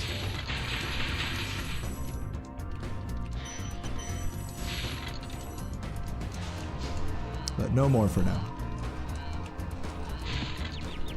I love watching streams that are just complete text-to-speech spam like the whole time. My favorite stream that's like that is Artosis. Fucking StarCraft player. Commentator guy. He's just sitting there mad, malding, while the chat is spamming hentai ass keys in the chat. And like just talking shit the whole time, and yeah, and just spamming text-to-speech donations. It's the best. Dude, he has this thing I've never seen any other streamer do, where they have the They have not just text-to-speech, but it's like the AI voice of different characters. Like you can make like Carl Weezer read the donation, or make like CJ from San Andreas say it. You can even AI voice yourself reading the donation or something. Saying like 7777 or whatever the fuck. Instead of the fucking printer noise. That's what it fucking sounds like.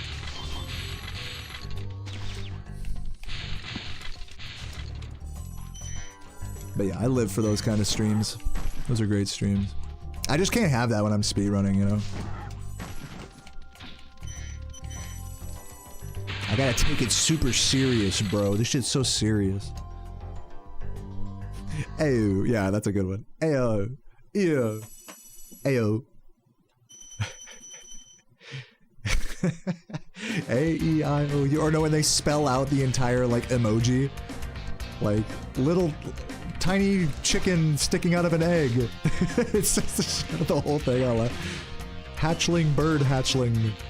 Hatchling bird, hatchling flower, open casket over the smiling. My goddamn. It just goes on. And it's like, you know, he's just getting more and more pissed as like the game goes on, as he gets trolled by like fucking stream snipers and, you know, and bots and cheaters and StarCraft. It's just comedy. You see him on the camera just getting like just the resting bitch face, just. So good. Artosis. Go watch Artosis. What's up, Chloe? What's up, Ricky? Only thing you can do while speedrunning is blast music. That is definitely a fact. You can fucking blast music to change your mental state. I've never been personally into that with this game because the sound design of this game is really good, so I don't... And I like having the audio cues. And in fact, if I was listening to music, I'd be pretty distracted by it, in all honesty, just knowing me. So...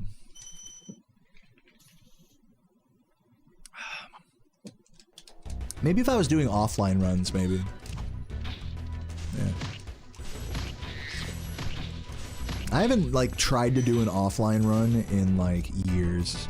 It's been years. I remember when I first moved my setup into Missouri. This was, like, maybe 2023 I did it. Maybe. Or I tried. I don't think I even finished a run.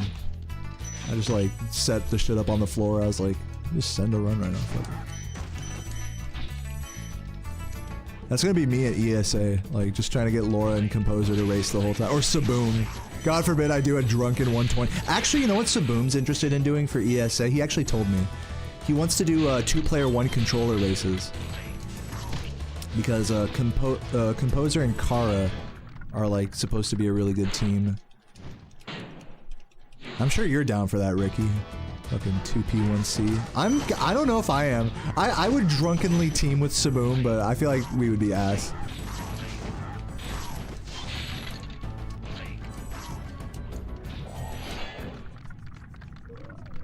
Ooh, you hear the fucking noise there? If I'm blasting music, I don't get to hear weird sound effect glitches like that. Like, it's part of the experience.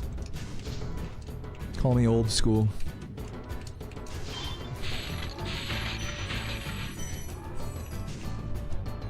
Yeah, Vortex, you don't need music. Vortex is the one category where sound cues actually don't matter.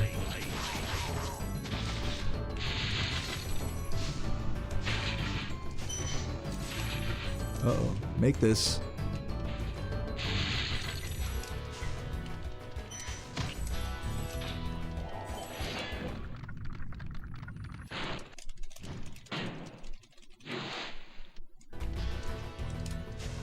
Ricky Bobby in the chat.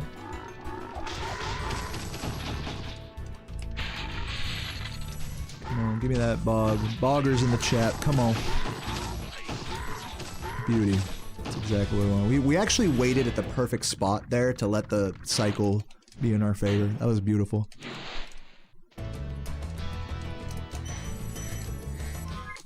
If I'd have rushed through that, I would have got hit for sure. Video game music playlist, like Quiz, dude, I love those. I'm just going to not be there on the first day. I'm gonna be there on July 1st, I think, is when I get there. What's up, Toten? You can do the quiz on me just one-on-one if we ever have a chance and you got like the playlist on your phone or something. You can like quiz me real quick. We could do that. I'm obviously can't participate in the actual event, but I'd love to see what the quiz is.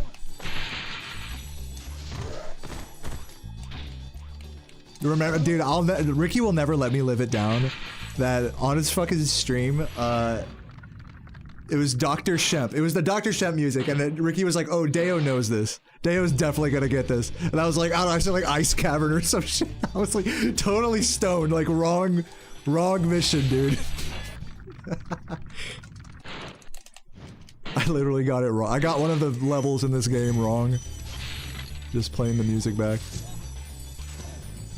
Mission failed.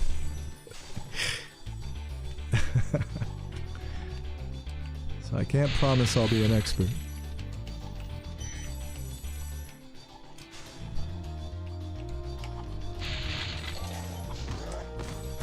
What's up, Nuke?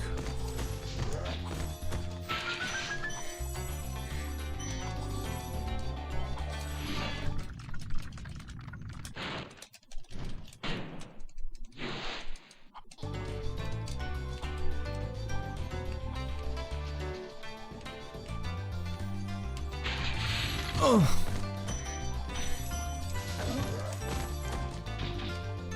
yeah.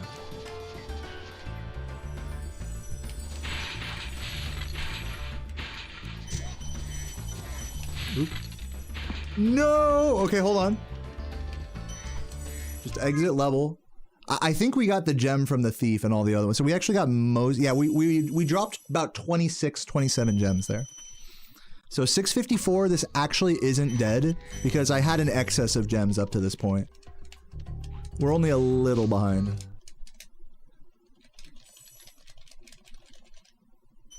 We want 6-4, so that means we're down 7? 6. We're down 6. My basic arithmetic may be failing me there. Just get a few extras.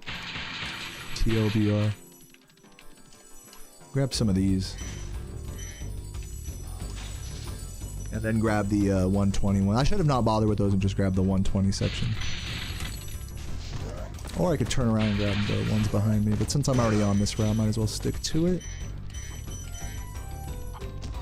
So do this strat, and then 120 the next section.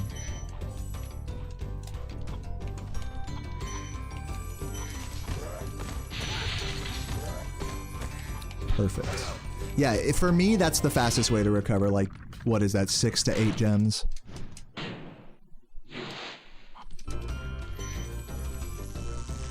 Even though in theory it's probably better to grab other more high value gems earlier in the level, that's just what feels comfortable for me. It's probably better GPS to go for others there.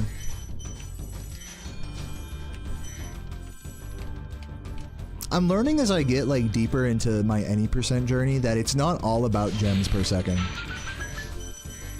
Like, gems per second is a good metric to know whether something's good or not. Absolutely. I'm not saying there's, like, it shouldn't be looked at all. But I'm saying it shouldn't be, like, the be-all, end-all for choosing one strat over another. Like, comfortability, execution, all that sort of stuff, like, that stuff really factors in with alternate gem routing in this category. Especially in this level. This level's got like several different possible gem routes you can do.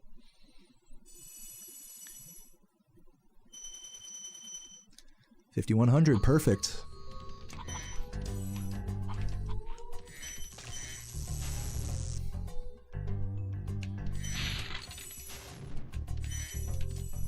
I love how this blue is just a given now. When I started getting into this category, that blue was considered, you were lucky if you got that. It was considered an extra.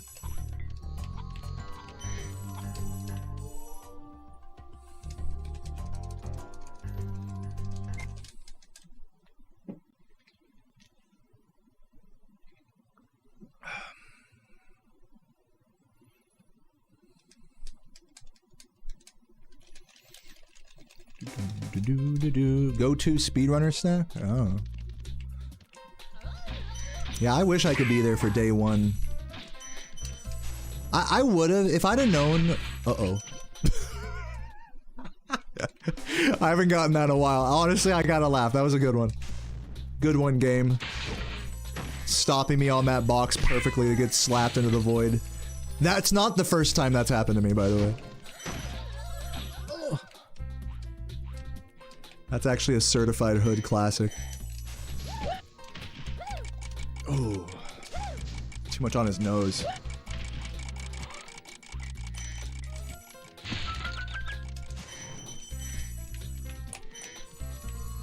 I'm losing time. Oh, I actually did bring it back to sub 1 minute behind. Well, not anymore, but that's still pretty impressive.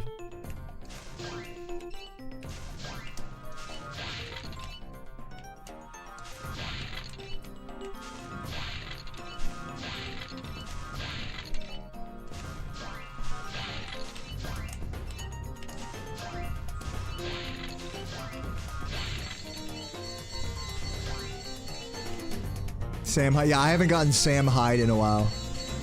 What up? I need the fucking extra circular glasses that look like all goofy, that have like extra long frames and stuff on the side.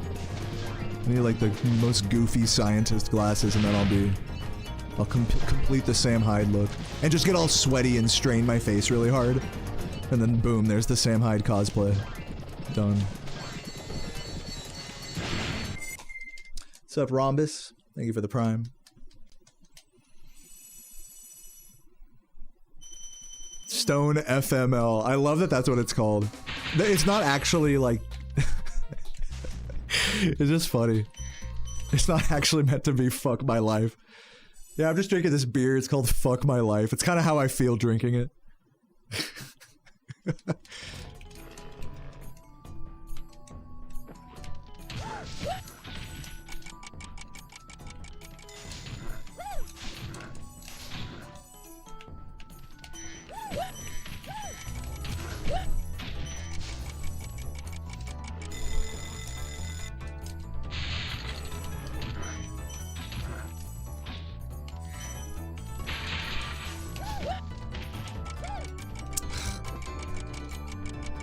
I scoff at this trick.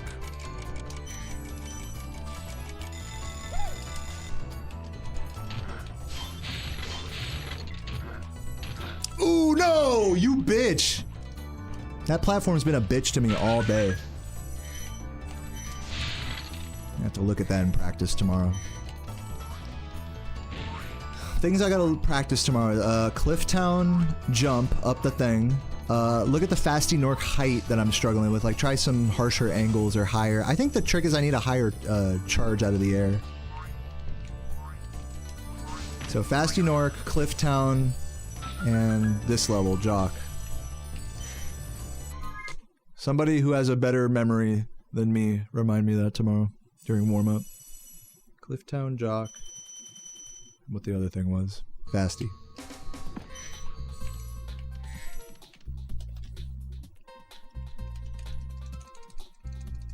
One thing I will say, actually really nice today, is the Nestor skips. I have been struggling with Nestor skip in previous days, but today was really smooth with the Nestors. The sub 5 attempts every run.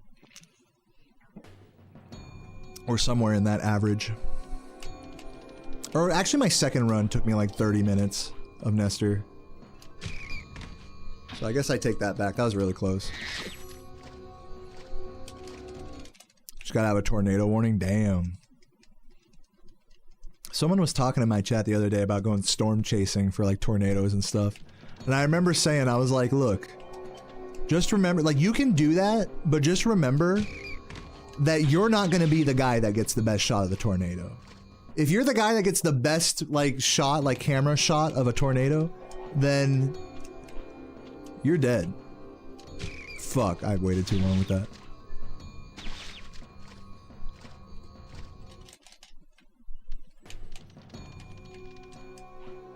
Yeah, tornadoes are crazy. Dude, I am so ass at this. Come on. I should have gone for the column on that one. Okay, there's a reverser. Oh, I could have had that. I just had a weird left press. That was actually a good setup, I think.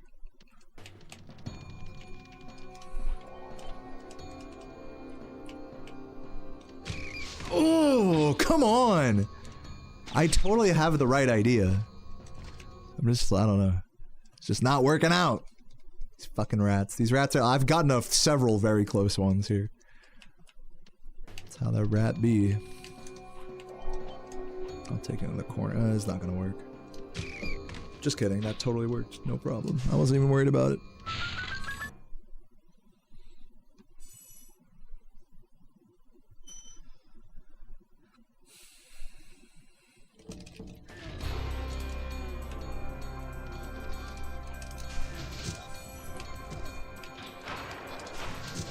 Okay, Fasty Nork.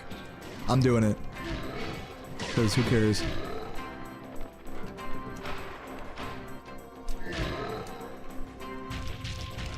Okay, this time we didn't despawn him.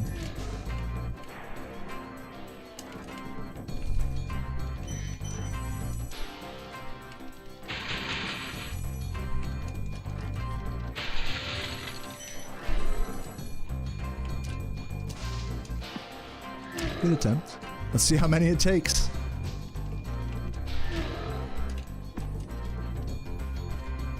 Missed flop. Jumped too early, or I let go of the buttons too early, rather. Not enough.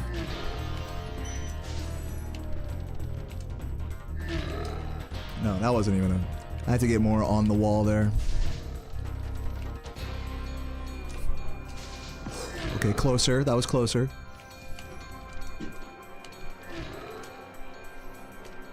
No. I gotta get more in there. Get more in that corner. Nope. Bad timing.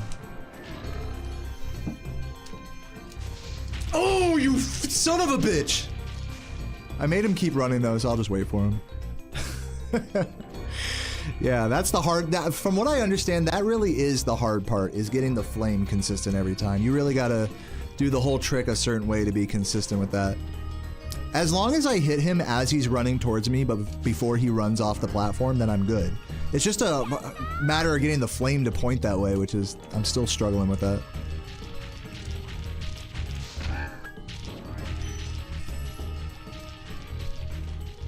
But yeah.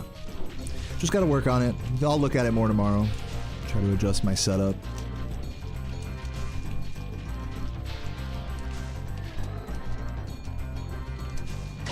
GG, 41. I'm honestly glad I took the time to fuck with Fasty on these runs today. It's cool to like make me not scared of the trick, you know what I mean? I still have yet, obviously, to get it in a way where it saves time at all, but we'll get there eventually. Because on a run like this, it's like, who cares? I'm already like a minute plus behind. Like, on my second run today, I should have not gone for it just so I could get the 37 and say I got a 37 today. But yeah, whatever. On both these runs, did some super late game practice for funsies, and just the whole vibe today was just very, very practical, I would say. We were very just practicing through everything. It was a practice day, you could say, but I was just doing runs. So yeah. So.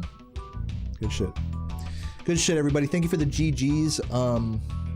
I think I'm done here. Yeah, I gotta call an Uber and head over to the auto repair place like soon. So I'm out of here. Find someone to raid.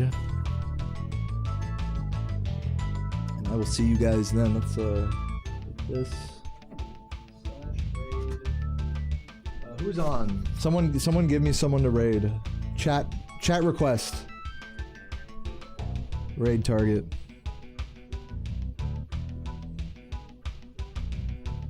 Norkson? Alright, I'm raiding Norkson.